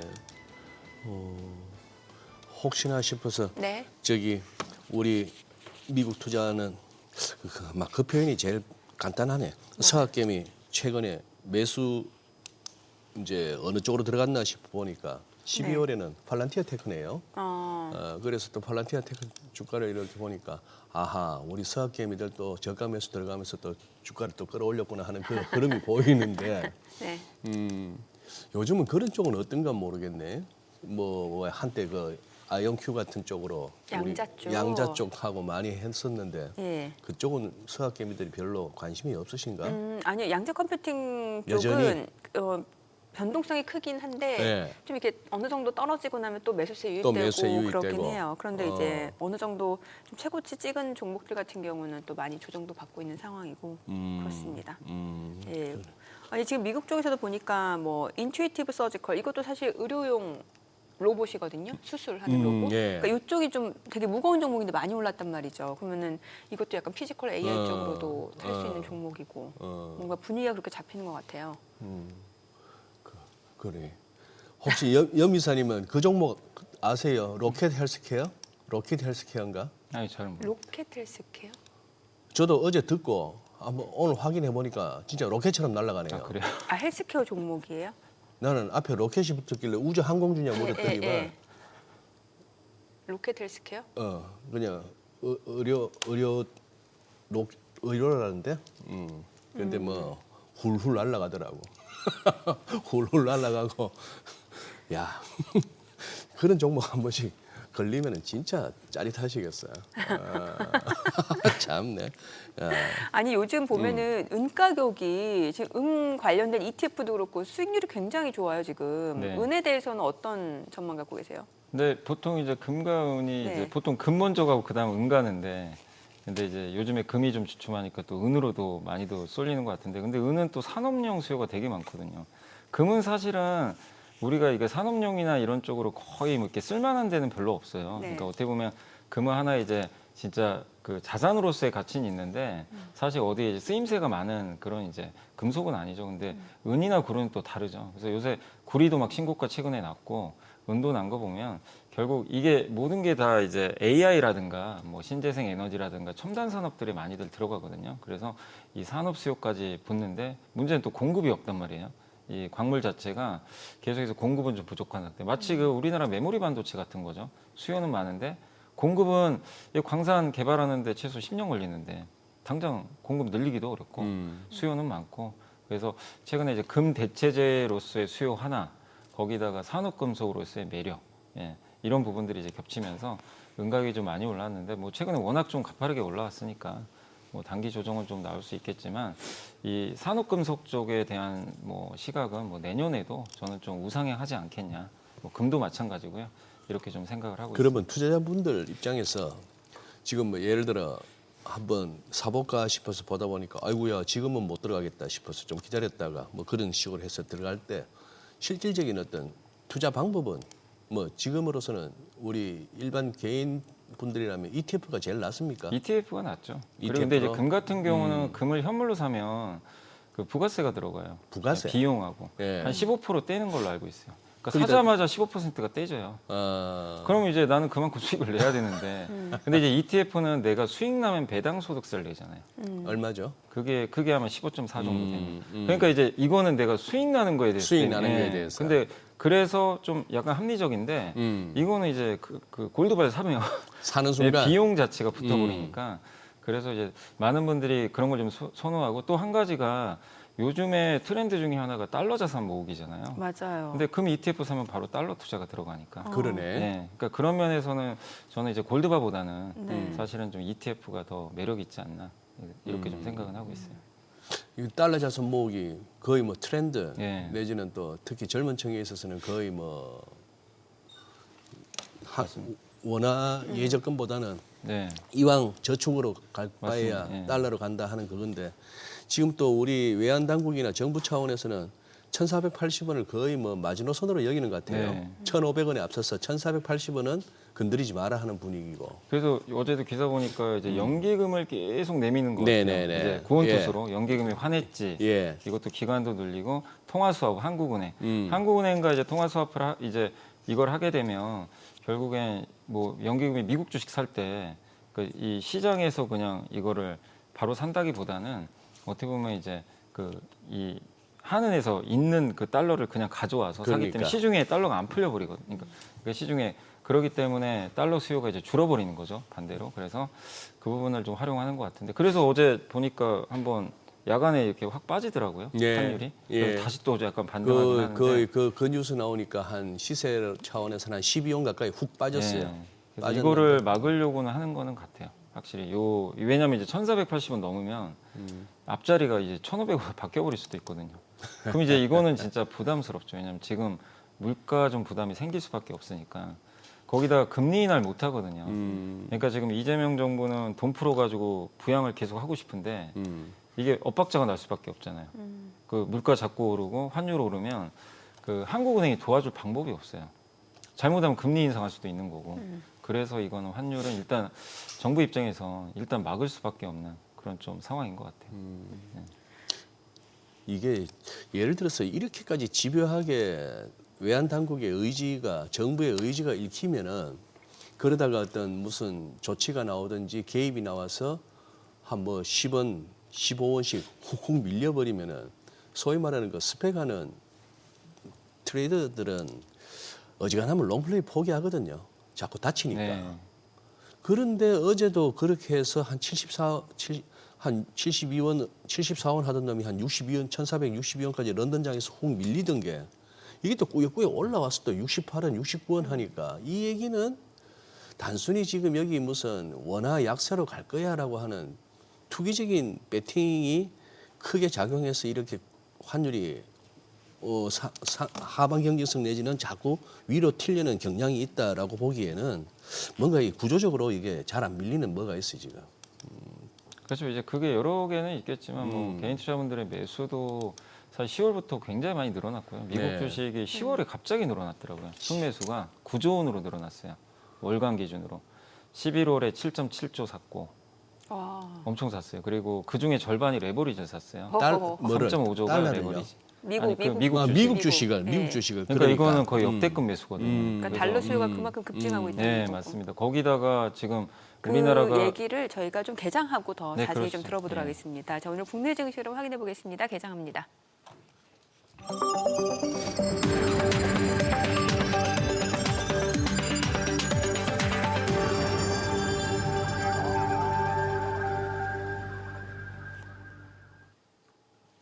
네, 12월 16일 화요일 국내 증시 개장했습니다. 최근에 이제 AI 관련 종목들에 대한 경계심이 좀 커지는 것 같습니다. 오라클, 브로드컴 실적 발표 이후에 뭐 관련 종목들뿐만 아니라 뭐 전반적으로 기술 쪽까지도 좀 물량이 나오고 있는 상황이고 그에 따라 지금 나스닥도 좀 떨어지는 상황입니다. 오히려 뭐 가치주라든지 아니면 경기 관련주 또 소비재 관련 종목들, 금융, 산업 이런 쪽으로 매수세가 유입되고 있는 모습이고 국내 증시도 어제장 보게 되면 바이오 쪽이 또 상대적으로 선방하는 모습이었죠. 자, 오늘은 어떤 흐름을 연출하는지 지수부터 보겠습니다. 양시장 혼조 출발이네요. 4,096, 937 보합권이고 시가총액 상위 종목 시초가 보겠습니다. 삼성전자 0.5% 올라갑니다. 지금 10만 5,500원. 그리고 SK하이닉스는 1% 떨어집니다. 54만 8,000원. LG에너지솔루션 44만 1,000원이고요. 삼성바이오로직스가 2.4% 올라갑니다. 181만 5,000원. 삼성전자 우선주 상승합니다. 8만 1,400원이고 현대차가 1.8% 2% 올라갑니다. 29만 9,250원. 30만 원 선까지 다시 또 회복이 됐네요. HD현대중공업은 0.7% 떨어집니다. 54만 7,000원이고 두산 에너빌리티가 0.5% 하락합니다. 7만 6,700원. 기아가 0.8% 상승하네요. 12만 5,000원이고 KB금융 0.4% 올라갑니다. 코스닥 시가총액 상위 종목 시초가도 보겠습니다. 알테오젠 0.2% 소폭 올라갑니다. 지금 43만 7,500원, 이거래일 반등에 나서고 있는 모습이고 에코프로비엠은 1% 하락이죠. 17만 7,500원, 에코프로도 1.4% 내림세고 ABL바이오는 보합권이고요. 레인보로보틱스가 2.3% 하락합니다. 46만 7,500원, 니가캔바이오가 소폭 떨어집니다. 17만 7,400원, 코오롱티슈진 0.8% 올라가네요. 그리고 펩트론이 지금 펩트론 같은 경우는 1.8% 상승하네요. 27만 4,500원, HLB 4만 7,050원, 삼천당제약 하락합니다. 23만 원에 거래되고 있습니다. 지금 코스닥 같은 경우 0.4% 하락 흐름이 이어지고 있는 모습인데 글쎄요, 오늘 지금 시장에서 보게 되면은 딱히 지금 스마트카 쪽 그리고 항공주, 자율주행 이런 쪽 움직임이 좋네요. 그러니까 이게 자율주행 쪽으로 좀 보시면 좋을 것 같아요. 아무래도 테슬라가 지금 사상 최고치에 근접한 모습이고 이러다 보니까 자율주행, 이제 비감독형 로보택시 이슈가 있다 보니까 이제 자율주행 관련 종목들이 많이 움직입니다. 퓨런티어가 지금 16% 급등합니다. 14,900원. 모바일 어플라이언스가 6.9% 강세고 모트렉스도 6% 올라갑니다. 그리고 SOS랩도 8% 강세고요. 넥스트칩, 퓨어소프트테크도 6, 7% 오름세 보여주고 있는 모습이고 아우토크립트 그리고 현대오토에버, 현대오토에버가 다시 움직이네요. 지금 4% 상승으로 30만 5천 원까지 올라갑니다. 그리고 퀄리터스 반도체, 라이콤, HL만도도 흐름 좋네요. 2% 상승 보여주고 있는 모습입니다. 오늘 현대차 그룹주를 필두로 해서 다시 한번 이제 자율주행 관련 종목들이 상승을 보여주고 있다. 이렇게 보시면 될 것 같습니다. 그리고 지금 항공주들도 움직임이 좀 나오는데 이거는 이제 티웨이홀딩스가 좀 9% 급등하다 보니까 이런 선들이 연출이 되고 종목별로는 혼조세라고 좀 보셔야 될 것 같아요. 아시아나항공도 보합이고 대한항공이 좀 올라가고 있는 모습이고요. 그다음에 이제 생명보험 쪽 움직임이 좋습니다. 지금 생명보험도 종목별로는 혼조세예요. 지금 워낙 시장의 주도주가 이제 세게 치고 나가지 못하다 보니까 일부 종목만 올라도 이제 관련 섹터들이 좀 오르는 것처럼 보여지는데 종목별로 혼조세라고 보시면 될 것 같고요. 오늘 이마트 최근 흐름 좋죠. 오늘도 올라갑니다. 4%. 상승세에 이어지고 있는 모습이고 자, 해운주 같은 경우는 이제 HMM이 앞서 저희 산업뉴스 좀 보신 분들 아실 것 같은데 HMM 지금 1.6% 상승합니다. 2만 1,050원 선에서 움직임이 이어지고 있고 지금은 전반적으로 좀 종목 장세라고 좀 보셔야 될 것 같고 바이오 쪽도 움직임 좋습니다. 삼성 에피스홀딩스가 5% 강세, 바이넥스도 3.4% 상승세고요. 앞서 보셨다시피 삼성 바이오로직스도 2% 강세였고요. 셀트리온 제약 또 1.7% 상승 중이고 한미약품 오늘 1.3% 그리고 대웅제약도 2% 상승세입니다. 자, 수급 상황 체크해 보겠습니다. 오늘 유가증권 시장에서는 개인과 외국인 삽니다. 각각 222억 원, 외국인은 141억 원 순매수 보여주고 있고요. 기관은 346억 원 매도 우입니다. 코스닥에서는 개인 투자자가 1,049억 원 순매수, 외국인과 기관은 각각 755억 원, 199억 원 매도 우위를 나타내고 있습니다. 환율 체크하겠습니다. 달러 나눌 오늘 3원 하락하면서 1,468원에 개장이 됐습니다. 자, 오늘 그래도 지금 보니까 종목별로는 혼조세고 시장은 코스닥 쪽이 좀 떨어지고 있는 상황이네요. 네. 예. 크게 보면은 네. 11월에 이어서 계속 뭐 박스권이라고도 볼 수 있는 거고 뭐 여미사께서 아까 지적했다시피 또 그동안 4월 이후 쭉쭉쭉 올라왔던 장이라서 뭐 조정은 그렇게 볼 수 있는 건데 예. 저는 지금 뭐 한참 살펴보고 있습니다. 와 동양고속 오늘도 상한가. 와. 아까 29% 찍고 또 한 20%까지 음봉이 나오길래 오늘부로 그건 3표는 어떠나? 3표는 마이너스 6.3. 신기해요. 매일매일 이런 판이 열린다는 게 공적으로 당당하게 짜릿짜릿하겠습니다. 야, 근데 저런 거는 잡을 수도 없다던데 거의 뭐 품절주 비슷하게 네. 돌아다니는 주식이 몇 개 없죠. 유통 물량 자체가. 몇 주 없죠. 그러니까 이제 유통 물량이 없으니까. 근데 이제 내려갈 때가 문제죠. 팔 수가 없어요. 내려갈 때. 그건 좀 주의를 항상 하셔야 될 것 같습니다. 야, 도대체 4월에 6천 원 하던 놈이 10만 원이 넘어갔으니 아이고 참. 아니 그리고 저 얘기는 영향을 줄까요? 뭐 케빈 하셋인 줄 알았더니 케빈 워시라면서. 근데 연준 뭐 의장. 약간 갑자기 지금 분위기가 어? 네. 네, 아직 뭐 결정은 결정은 안 아닌 것 됐는데 같은데. 지지율이 그러니까 이게 그 베팅 그게 확률이 좀 비슷해진 것 같더라고요. 네. 그래서 시장은 그 폴리마켓인가 거기 네, 벌써 거기서 뒤집어졌던데. 맞아요. 네. 네. 그러니까 이제 사실 시장은 그 뭐 어떤 사람이 되건 간에 기존에 예측했던 사람이 되는 게 좋아요, 그냥. 불확실성 자체가 없어져 버리거든요. 근데 그 사람에 이제 맞게 지금 시장이 움직이는데 어쨌든 뭐 둘 다 뭐 완화적인 정책은 하겠지만 제가 알기로는 이제 케빈 해시시 조금 더 좀 적극적으로 금리 인하 하지 않겠냐 이런 좀 시각이다 보니까 저런 것들이 이제 또 혼조세를 보이면 시장이 또 여러 또 생각들을 하게 되겠죠. 그래서 지금 약간 그 부분도 주식시장에는 당연히 좀 불확실성을 좀 줄 수밖에 없는 약간의 좀 부담 요인인 거는 같습니다. 케빈 러시 같은 경우 그렇게 비둘기파적인 성향은 아니잖아요. 케빈 해시요? 케빈 케빈 워시. 워시가. 네. 예. 그래도 저는 이제 트럼프 대통령이 어차피 임명을 하기 때문에 그렇죠. 좋아는 네, 하는데 저는 금리 인하는 하는데 말씀드린 대로 금리 인하를 뭐 이렇게 케빈 해시시 뭐 3번 한다면 워시는 한 2번 하지 않겠냐. 그렇게 보고 아니 뭐 인하 어찌됐건 자체를 반대할 것 같지는 않아요. 뭐 금리 결정할 때 자기랑 협의해야 된다고 트럼프 대통령이 그렇게 했잖아요. 예. 그럼 이러면 이제 연준의 독립성은 어떻게 되는 거예요? 없어지는 거죠. 근데 저는 그렇게 생각해요. 트럼프의 뭐 말 스타일 알잖아요. 네, 네. 사실 그건 말도 안 되는 일이거든요. 뭐 일일이 허가받고 그거는 있을 수 없는 일이고 그 얘기 뭐냐면 되고 싶으면 내 말 들으라는 거예요. 되고 싶은. 네. 너도 성향 바꿔라 이거기 때문에 결국 뭐 누가 될지 모르지만 네. 예, 뭐 누가 되더라도 저는 결국 금리 인하 분위기를 계속 이끌어갈 수밖에 없지 않냐. 저는 그렇게 생각은 하고 있어요.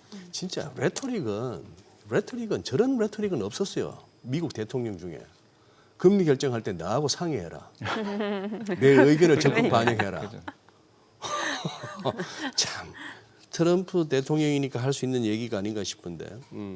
그리고 여미사님 지금 저 최근에 조금 이제 한번 꿈틀했어요. 2차 전지가. 여기 지금 어떤 수급 측면에서나 아니면 추가 모멘텀을 어떤 걸로 잡아야 될까요? 그거에 2차 전지가 지금 이제 뭔가 이제 좋은 뉴스도 나올 건 웬만한 건 다 나왔고 다 나왔다고요? 나쁠 것도 없고요. 사실. 나쁠 것도 없고. 왜냐하면 뭐 이제 이미 뭐 미국 지금 전기차 안 팔리는 건 다 반영은 됐고 최근에 좋았던 거는 ESS가 지금 네. 데이터 센터에 들어가잖아요. 예. 이게 또 좋은 효과가 뭐냐면 그 ESS를 그러니까 기존의 전기차 배터리 만드는 공장을 약간 이제 개조하겠죠.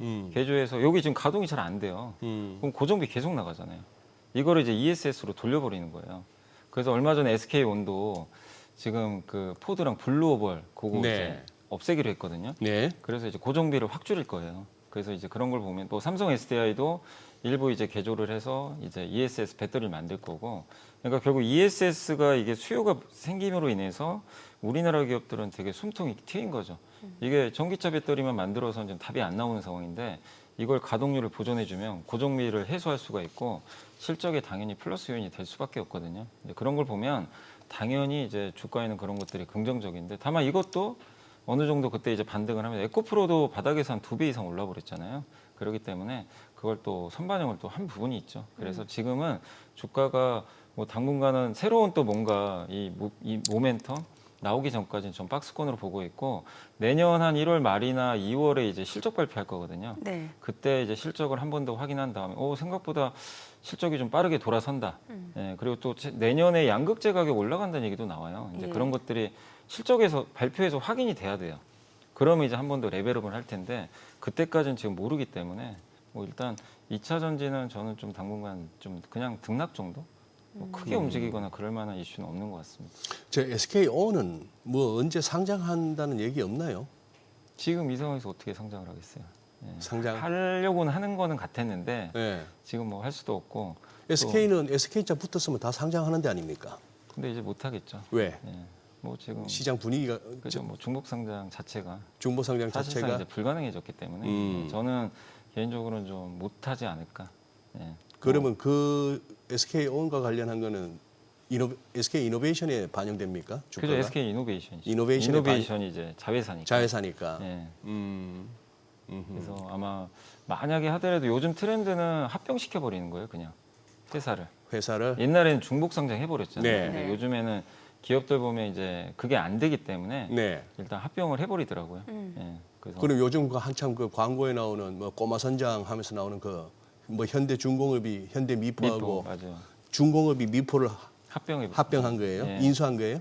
합병 아예 그냥 이제 합병. 미포는 없어지는 거죠. 없어지는 거고. 예. 근데 그런 게 왜 주식시장이 좋냐면 음.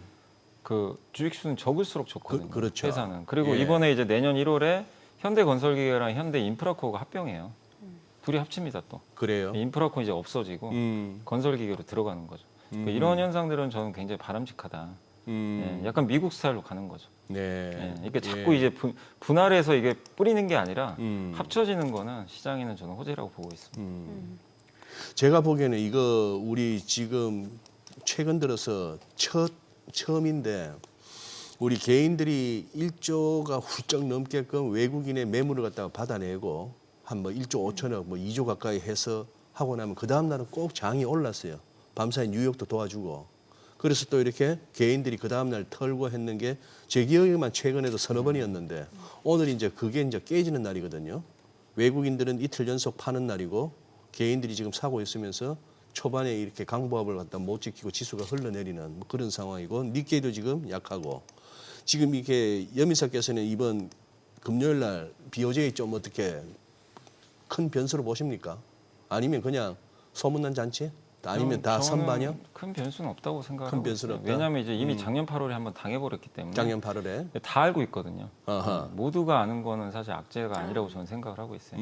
그래서 뭐 금리 인상 한다고 해서 뭐 놀랄 것도 전혀 없고 네. 놀랄 것도 예, 없고. 앞으로 몇 번 할 거냐 뭐 그런 가이던스가 더 중요하긴 할 텐데 이미 지금 일본 물가는 많이 오른 편이잖아요. 예. 그래서 금리 인상할 가능성은 높은데 그것 때문에 갑자기 또 엔캐리 트레이드가 좀 나오고 그럴 가능성은 높지 않아 보이고 또 작년 8월에 많이 청산된 걸로 알고 있어요. 그러니까 작년에 이제, 이미? 예, 그래서 이제 일본에서 싸게 빌려가지고 작년에 그 얘기 한참 많았죠. 엔비디아 투자했다. 네. 근데 이제 그러면서 기술주가 망가졌는데 근데 그런 이슈들은 이제 그런 이제 포지션들은 많이 청산이 됐기 때문에 뭐 이번에 BOJ는 저는 이제 말씀하신 대로 소문난 자체 먹을 거 좀 없지 않나 이렇게 생각을 하고 있습니다. 많은 분들이 이제 뭔가 미증시 쪽의 기대 수익률보다 그래도 국내 쪽이 조금 더 높을 수 있다는 말씀 주셨는데 여기에 대해서는 어떤 의견이세요? 기대 수익률은 계속 한국이 더 높을 거는 그래요? 같아요. 이제 올해 70% 올랐는데 네. 미국은 한 15% 올랐잖아요. 이제 네네. 압도적으로 이렇게 이긴 적이 정말 오랜만인데 사실 지난 3년 내내 올랐거든요. 미국은. 그렇죠. 근데 우리나라는 네. 뭐 네. 약간 엇박자를 탔고 네. 작년 뭐 최악이었죠. 미국 그렇게 달리는데 그래서 거기다 한국 증시가 지금 여전히 좀 저평가돼 있는 데다가 저는 이제 내년에도 한국을 조금 더 좋게 보는 게 지금 이 힌트가 뭐냐면 네. 미국 증시에서 그렇게 이제 기술주가 최근에 좀 빠지고 있지만 뭐 최근에 마이크론 물론 빠지지만 마이크론이 반도체에서 거의 독보적으로 올라 버렸어요. 엔비디아가 빠지는데도 그냥 이제 물길을 거슬러 그냥 역주행을 해버리더라고요. 한마디로 메모리의 시대가 와버린 거예요. 이 AI 쪽에서 반도체의 주인공은 저는 이제 GPU보다 오히려 좀 메모리로 바뀌고 있다, 시장 색깔 자체가. 그거를 우리 한국은 당연히 받을 수밖에 없다고 보거든요. 또 구글의 TPU도 마찬가지. 네. 분위기가 우리 한국한테 수요가 늘어나는 분위기고 또 거기다가 우리나라 바이오도 지금 최근에 오늘도 뭐 오스코텍이 아마 뭐 관련해서 기술 수출이 하나 있었던 것 같긴 한데 뭐 주가가 좀 빠지고는 있지만요. 어쨌든 이렇게 성과들이 나오거든요. 바이오 쪽. 그래서 저는 개인적으로는 이제 반바라 그러죠. 반도체 바이오가 이끄는 그런 흐름들이 내년에 계속 이어질 것 같아서 한국 증시가 이제 수익률 면에서 조금 더 낫지 않겠냐 이렇게 생각을 하고 있습니다. 네.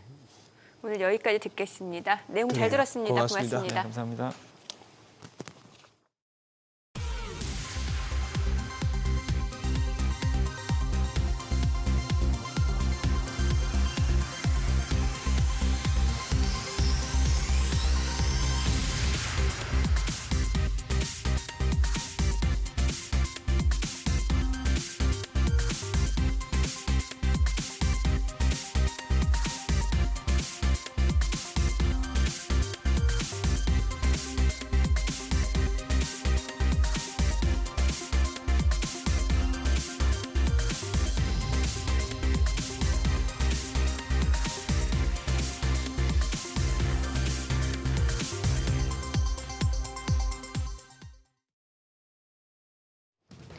이 시각 시황입니다. 현재 국내 증시 양대 지수 모두 내림세입니다. 코스피가 0.8% 추가적으로 하락하며 4,056포인트 기록하고 있고요. 오늘은 코스닥 쪽도 크게 빠집니다. 1.6% 하락하면서 924선에서 움직임 전개되고 있습니다. 수급 상황 보시죠. 오늘도 유가증권 시장에서는 메이저 수급 주체의 양매도가 나옵니다. 외국인이 507억 원 팔아내고 있고 기관 역시 1,139억 원 팔자 포지션 취하고 있습니다. 현재 개인만 홀로 2,027억 원 매수 우위 기록 중입니다. 코스닥 시장도 흐름은 대동소이합니다. 외국인이 1,629억 원 매도 우위, 기관 역시 359억 원 팔아내고 있습니다. 개인만 홀로 2,278억 원 사자 포지션 취하고 있습니다. 등락률 상하위 업종입니다. 현재 비철금속과 전기 유틸리티, 자동차 업종은 상승률 상위권에 위치해 있습니다. 반면 우주항공과 국방, 창업투자, 에너지 장비와 서비스 쪽은 하락폭이 큰 것으로 집계됩니다. 그럼 시장을 주도하는 테마 종목별 시세 체크하시죠. 자율주행차 관련주들 강세입니다. 간밤 테슬라가 미국 텍사스주 오스틴에서 운전자 없는 로보택시 시험 주행을 진행 중이라고 공식 확인하면서 주가가 2025년 들어 최고치로 마감한 바 있는데요. 로보택시에 대한 기대감이 한층 더 높아지면서 국내 증시에서도 관련주가 주목받고 있습니다. 퓨런티어가 16% 급등하며 거래가 14,900원이고요.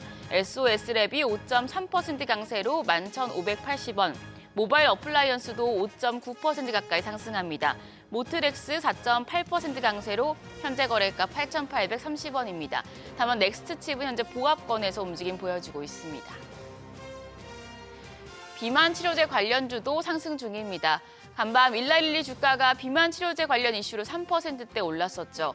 일라릴리가 개발 중인 비만 치료제 레타투르타이드가 임상 3상에서 기존 치료제를 뛰어넘는 체중 감량 효과를 기록했다는 소식 덕분이었는데요. 이에 비만 치료제 시장 확대가 될 것이란 기대 속에 관련주들 부각되고 있습니다. G2G 바이오가 강세, D&D 파마테 0.5%, 0.3% 오름세로 91,600원에 거래되고 있고요. 대웅제약이 2.2% 강세로 186,800원, 셀트리온 제약이 1.7% 넘게 뜹니다. 거래가 64,800원이고요. 대화제약도 강보합권에서 움직임 보여주고 있습니다. 면역 항암제 일부 종목들 오름세입니다. 정부의 코스닥 활성화 정책 수혜 기대감을 제약바이오 쪽이 받고 있는 모습인데요. 이쪽에서는 GC셀이 4%대 강세, 거래가 27,350원이고요. 에이프릴 바이오도 3.5% 오름세로 47,000원대 거래되고 있습니다. 에이프로 바이오가 2.4%, 앞타바이오 3.7% 오름세고요. 오스코텍은 2.4% 하락 전환된 상태입니다. AI 쪽 뉴욕 증시에서 부진했지만 국내 증시에서는 AI 챗봇 관련주 신규 상장한 종목이 섹터의 상승을 주도하고 있습니다. AI 플랫폼 기업인 아크릴 오늘 코스닥 시장에 신규 상장했는데요. 현재 143% 급등세입니다. 거래가 47,500원이고요. 더불어서 인포뱅크가 1.2%, SP소프트가 1.5% 오름세, 미디어젠까지도 0.1% 강세 보여주고 있습니다. 브레인즈 컴퍼니는 0.18% 지금 오름세로 전환이 됐습니다. 거래가는 5,560원으로 집계됩니다. AI 버블 우려로 2거래일 연속 빠지고 있는 국내 증시, 지금 미국 경제 지표 발표를 앞두고 경계 심리도 강합니다. 종목 장세 계속되고 있기 때문에 뉴스가 있는 섹터 위주로 챙겨보셔야겠습니다. 지금까지 시장 상황 전해드렸습니다.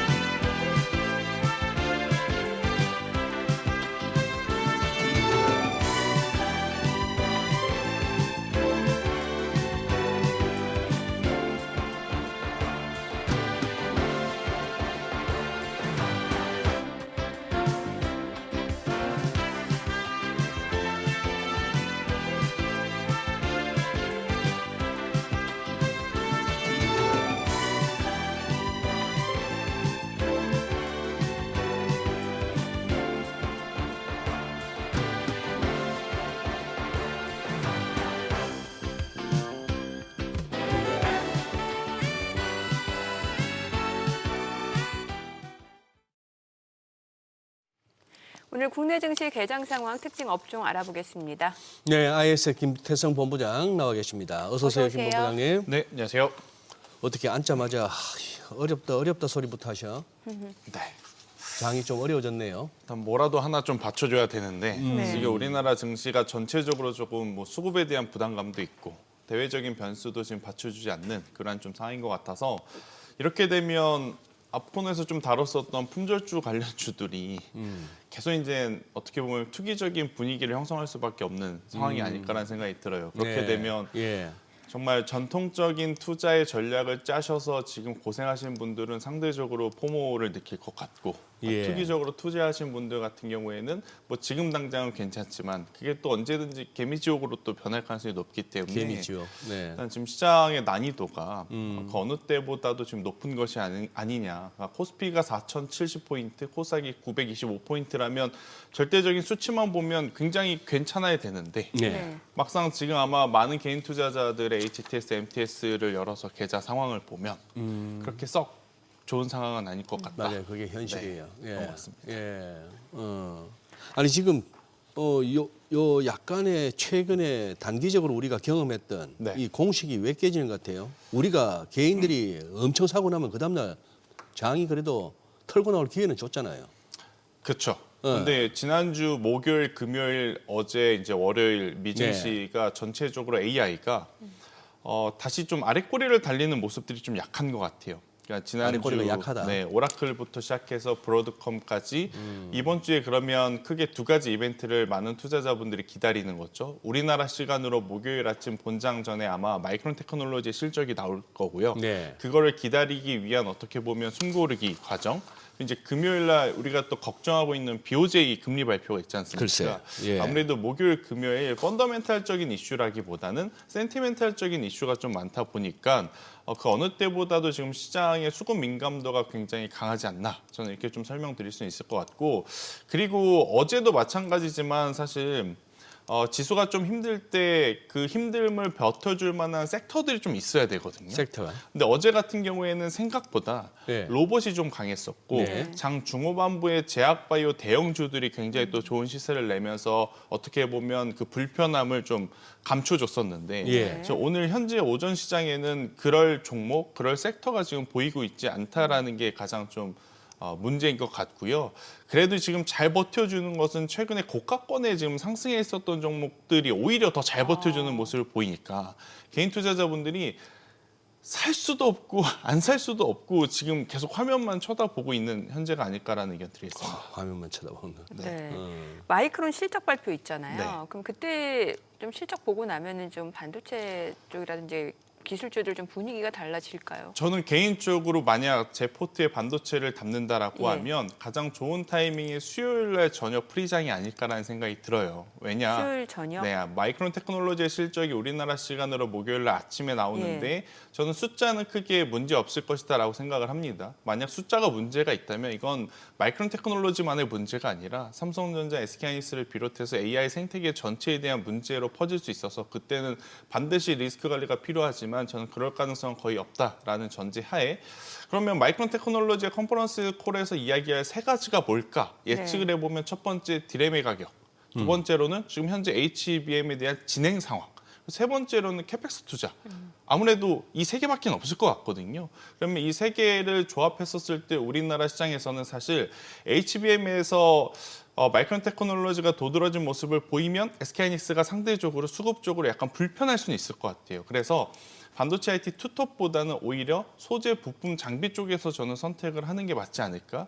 만약 소재 부품 장비 쪽에서 선택을 한다면 저는 한미 반도체 를 한번 노려보는 것도 나름의 시나리오에 좀 맞지 않을까라는 의견을 좀 드리고 싶어요. 왜냐, 뭐 디램의 가격 올라가고 천정부지로 올라가는 건 많은 구독자분들이나 시청자분들이 다 이미 알고 계시는 분들이 있고 가장 궁금해하시는 건 HBM4에 대한 일정이지 않습니까? 근데 이게 만약 우리가 생각한 것보다 빠르고 더 시장 점유율이 높다면 여기에 들어가는 장비 쪽에 대한 관심도가 높아질 가능성이 높아서 저는 만약에 반도체 쪽을 보신다면 장비 쪽에 대한 관심도를 한번 높여보는 것도 괜찮다. 타이밍은 오늘보다 내일 장중보다는 내일 거의 끝 무렵에 한번 보시는 게 맞지 않을까라는 의견 드리겠습니다.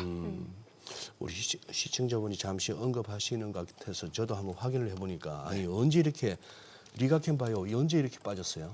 이거 뭐가 있었습니까? 리가켄바이오는 사실 빠졌다고 보기에는 어렵습니다. 그러면 그러니까 최근에 뭐 한올바이오파마라든지 아니면 여러 가지 이슈가 있어서 빠졌던 종목군들 대비 리가켄바이오는 오히려 그냥 덜 빠진 셈이에요? 네, 이 정도의 조정은 고점에서 나올 수 있는 흔히 이야기하는 저는 기술적인 조정 구간이라고 좀 보여질 수 있을 것 같아서 아직까지는 크게 걱정하실 필요는 없는데 한 가지 좀 불편한 부분은 에임드바이오라는 기업이 상장을 했지 않습니까? 이게 이제 공교롭게 뭐 경쟁사라고 보긴 어렵지만 같은 ADC 기술을 좀 취급하는 기업이에요. 근데 리가켄바이오가 이렇게 3거래일 동안 쉴 때 반대로 에임드바이오는 3거래일 상승하는 것을 보고 있노라면 시장 안에서는 안에서 이제 수급의 이동이 조금 나타나고 있다. 이 정도로 좀 해석을 하시는 게 맞을 것 같고요. 그 외에 최근에 지금 가장 불편한 건 알테오젠이라든지 아니면 한올바이오파마처럼 특별하게 이슈가 있어서 빠지는 쪽이 조금 불편할 뿐 그 외의 쪽은 아직은 뭐 그렇게 크게 경계할 부분은 아니지 않겠는가라는 의견 드렸습니다. 아니 제가 또 그거 했네. 그러니까 파마 리서치. 파마 리서치. 이쪽은 저도 계속 걱정을 하고 좀 보고 있는데 두 가지가 좀 문제예요. 판매량의 데이터가 조금 정체되고 있다라는 거. 그러니까 경쟁이 심화되는 것 같아요.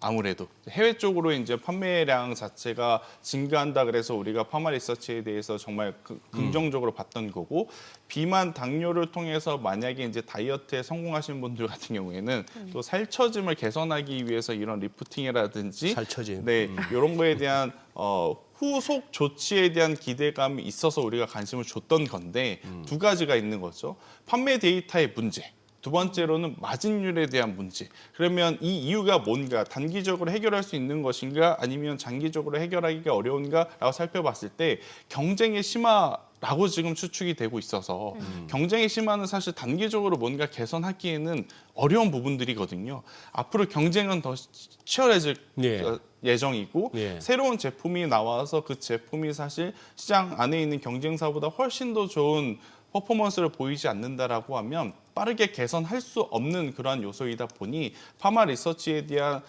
조정세는 조금은 길어질 가능성이 높다. 그런데 여기서 더 길어진다고? 조정에도 이제 두 가지가 있잖아요. 가격 조정이냐, 기간 조정이냐. 근데 저는 개인적으로 가격 조정은 이제는 거의 다 올 만큼은 왔다고 보여져요. 가격 조정은 올 만큼 왔는데. 그런데 이제 문제는 여기가 저점이라 생각을 해서 매수세가 들어온다 한들 우리가 한참 좋았을 때 60만 원대 혹은 70만 원대 갈 만한 모멘텀으로 보여지는 게 굉장히 부족하다라는 거죠.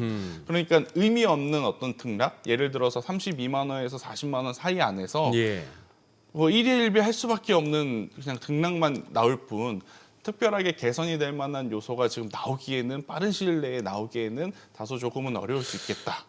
이렇게 좀 보여집니다.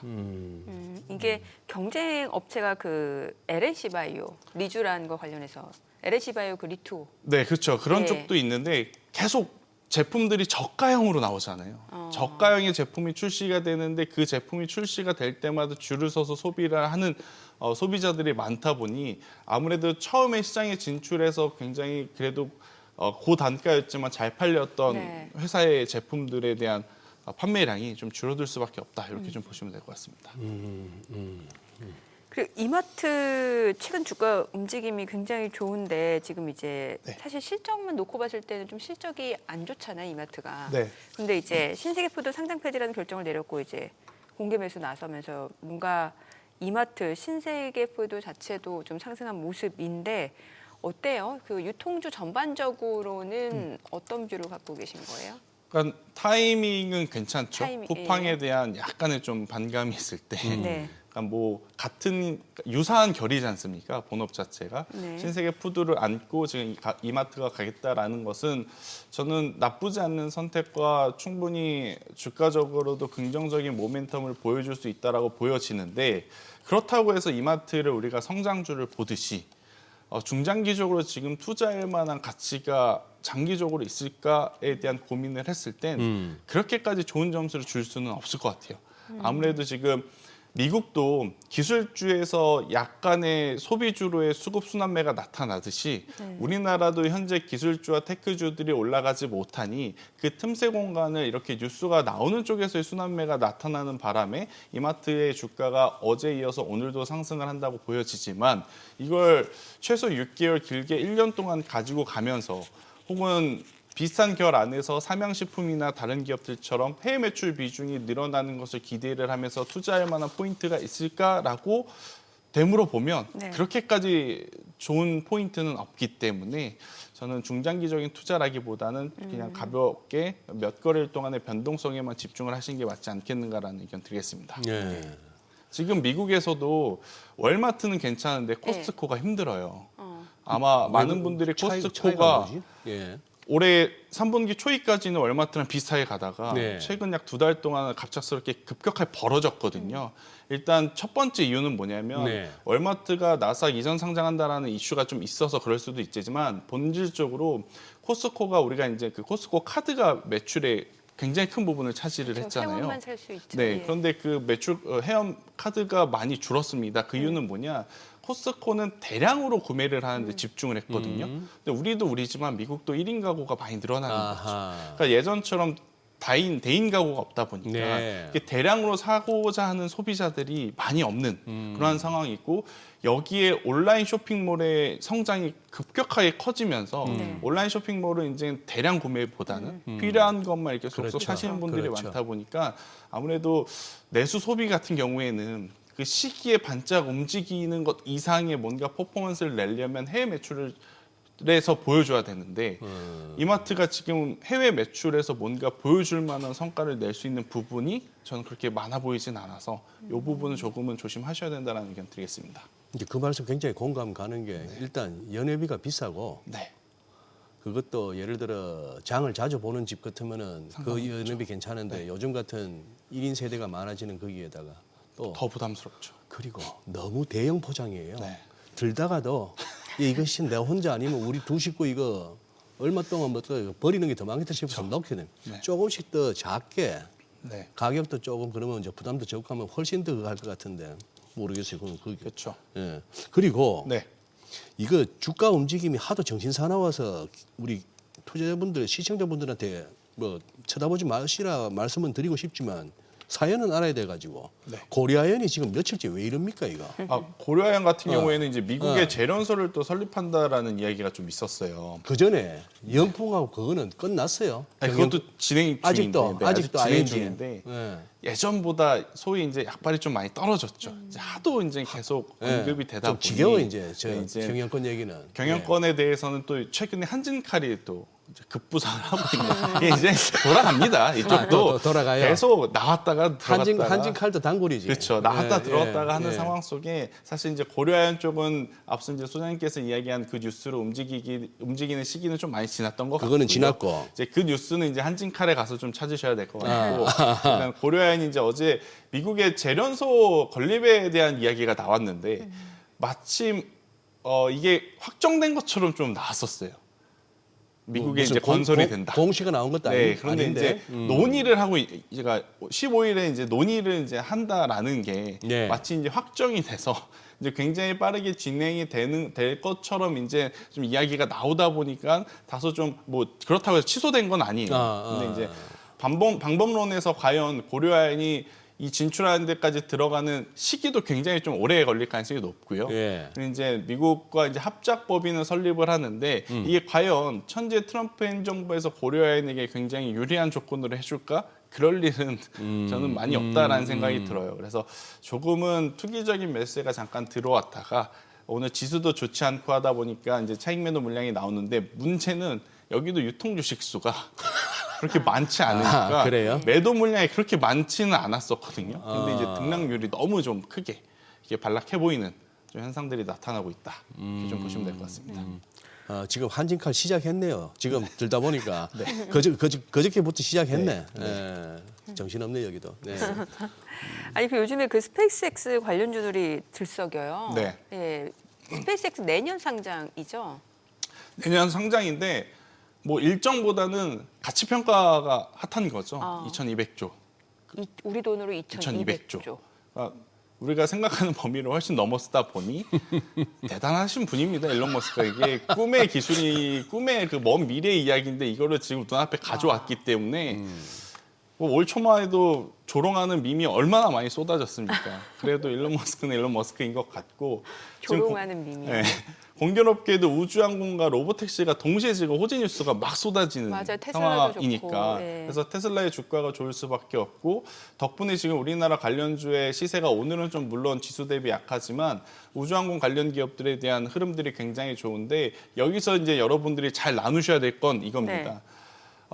우주항공 부품 기술력을 갖고 있지만 스페이스X와 연결고리가 없는데 우리나라 우주항공청 모멘텀을 통해서 그러니까 나로 발사를 매년 몇 회 뭐 꾸준히 유지해라라는 이야기 때문에 움직였었던 종목군들이 있어요. 네. 그러니까 그런 종목군들은 시세 탄력들이 좀 나왔다 하더라도 사그라질 때 굉장히 빠르게 사그라들 수는 있습니다. 그래서 그 부분을 좀 조심하셨으면 좋겠고 현재 지금 스페이스X에 직접적으로 연관이 있어 보이는 기업은 두 기업이 있거든요. 네. 스피어라는 기업과 네. HVM이라고 하는 기업이 있어요. 근데 이 두 기업도 사실 아무리 그 로켓 추진체를 재활용한다고 하더라도 1년에 몇만 대씩 쏘아 올리는 건 아니지 않습니까? 그러니까. 그런데 많이 팔아봐야 이게 어느 정도 한계가 있는데 우선 우리나라 관련주들 같은 경우에는 테마적으로 조금 오버슈팅 나오고 있는 부분들이 있어서 이 부분은 조금 주의하셔야 될 것 같고 그나마 이제 우리나라에서 가장 확률이 높다고 보여지는 쪽은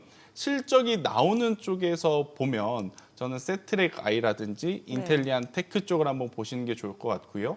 방산과 연결을 했을 때 봤을 때는 하나 에어로스페이스와 한국항공우주가 있는데 사실 방산주들 같은 경우에는 언제든지 지금 러시아 우크라이나 종전 이야기를 트럼프가 계속 이야기할 가능성이 높거든요. 그러면 우주항공 테마 때문에 올라갔다가도 종전이라고 하는 테마 때문에 또 급락할 수도 있는 그러한 부분이 있어서 방산이 연결되어 있는 기업들은 조금은 변동성에 주의를 하시면서 투자 전략을 세우시는 게 맞겠다라는 의견 드리겠습니다.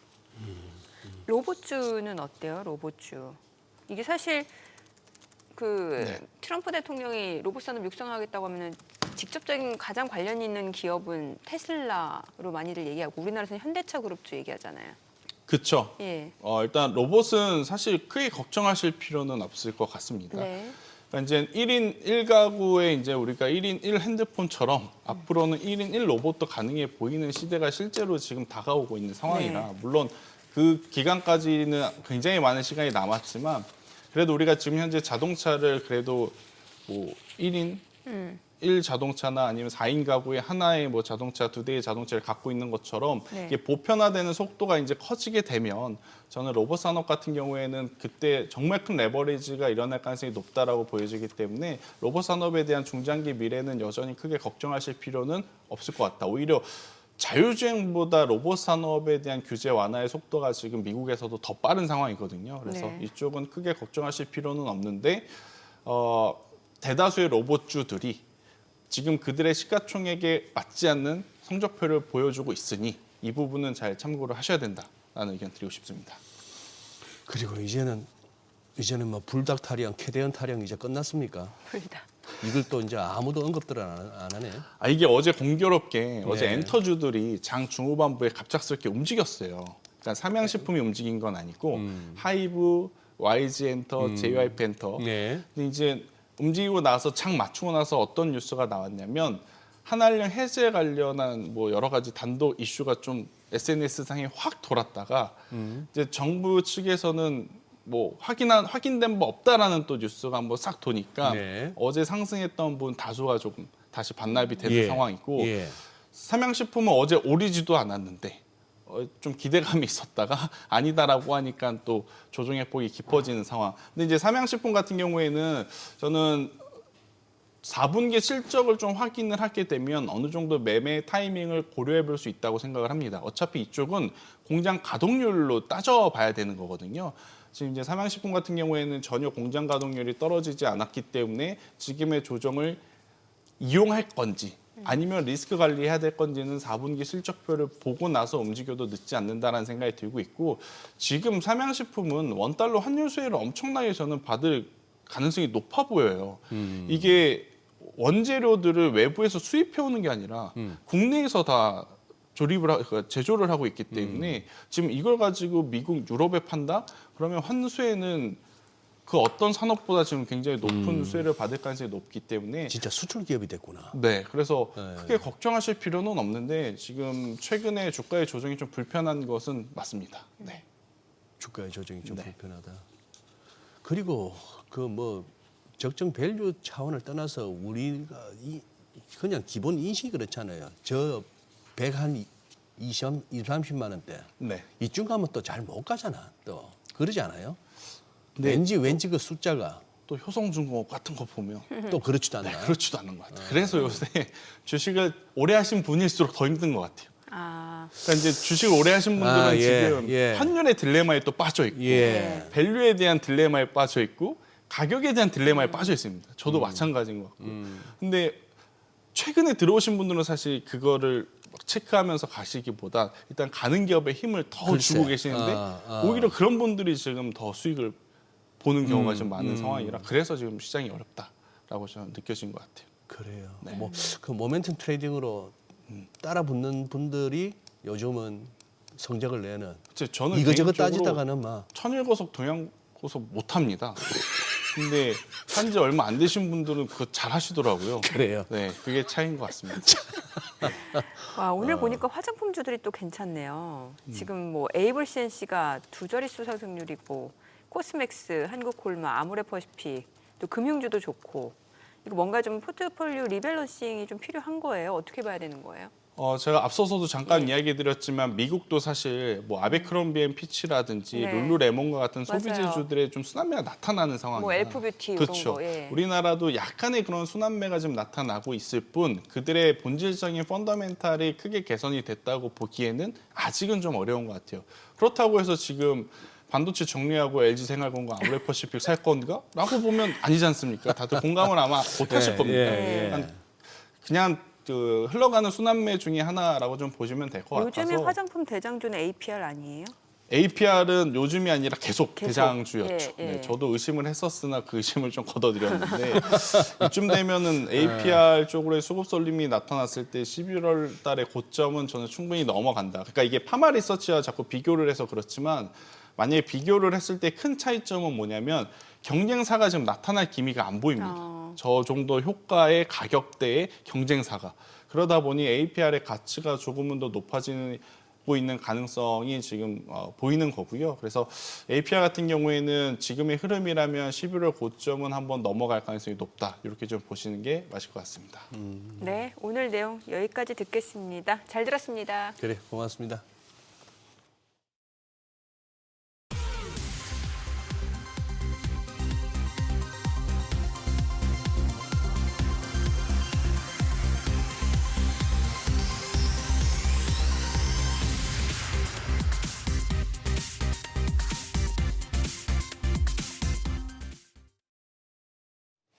개인 투자자 매수로 좀 버티나 싶었는데 지금 보니까 코스닥이 1% 넘게 좀 떨어집니다. 장중 변동성이 상당히 크네요, 요즘에. 예, 그러네. 네. 김태성 본부장 말이 맞습니다. 뭐. 장 어렵습니다. 맞아요. 지금 엄청 좀. 어려워요. 예, 예. 이게, 네. 이게 조정장이 오거나 왔다 갔다 홀짝홀짝 퐁당퐁당하는 장 오면 정말 어렵죠. 네. 장중 변동성도 그래요. 엄청 크고요. 네. 저희 방송 중에 전해드린 내용 관련해서 모든 투자 판단의 책임은 투자자분들께 있다는 점 알려드립니다. 네, 세상의 모든 돈 되는 정보 머니쇼 오늘은 여기서 인사드리겠습니다. 여러분의 모든 경제 SBS 비지가 함께하겠습니다. 저희는 내일 오전 8시에 찾아뵙겠습니다. 고맙습니다.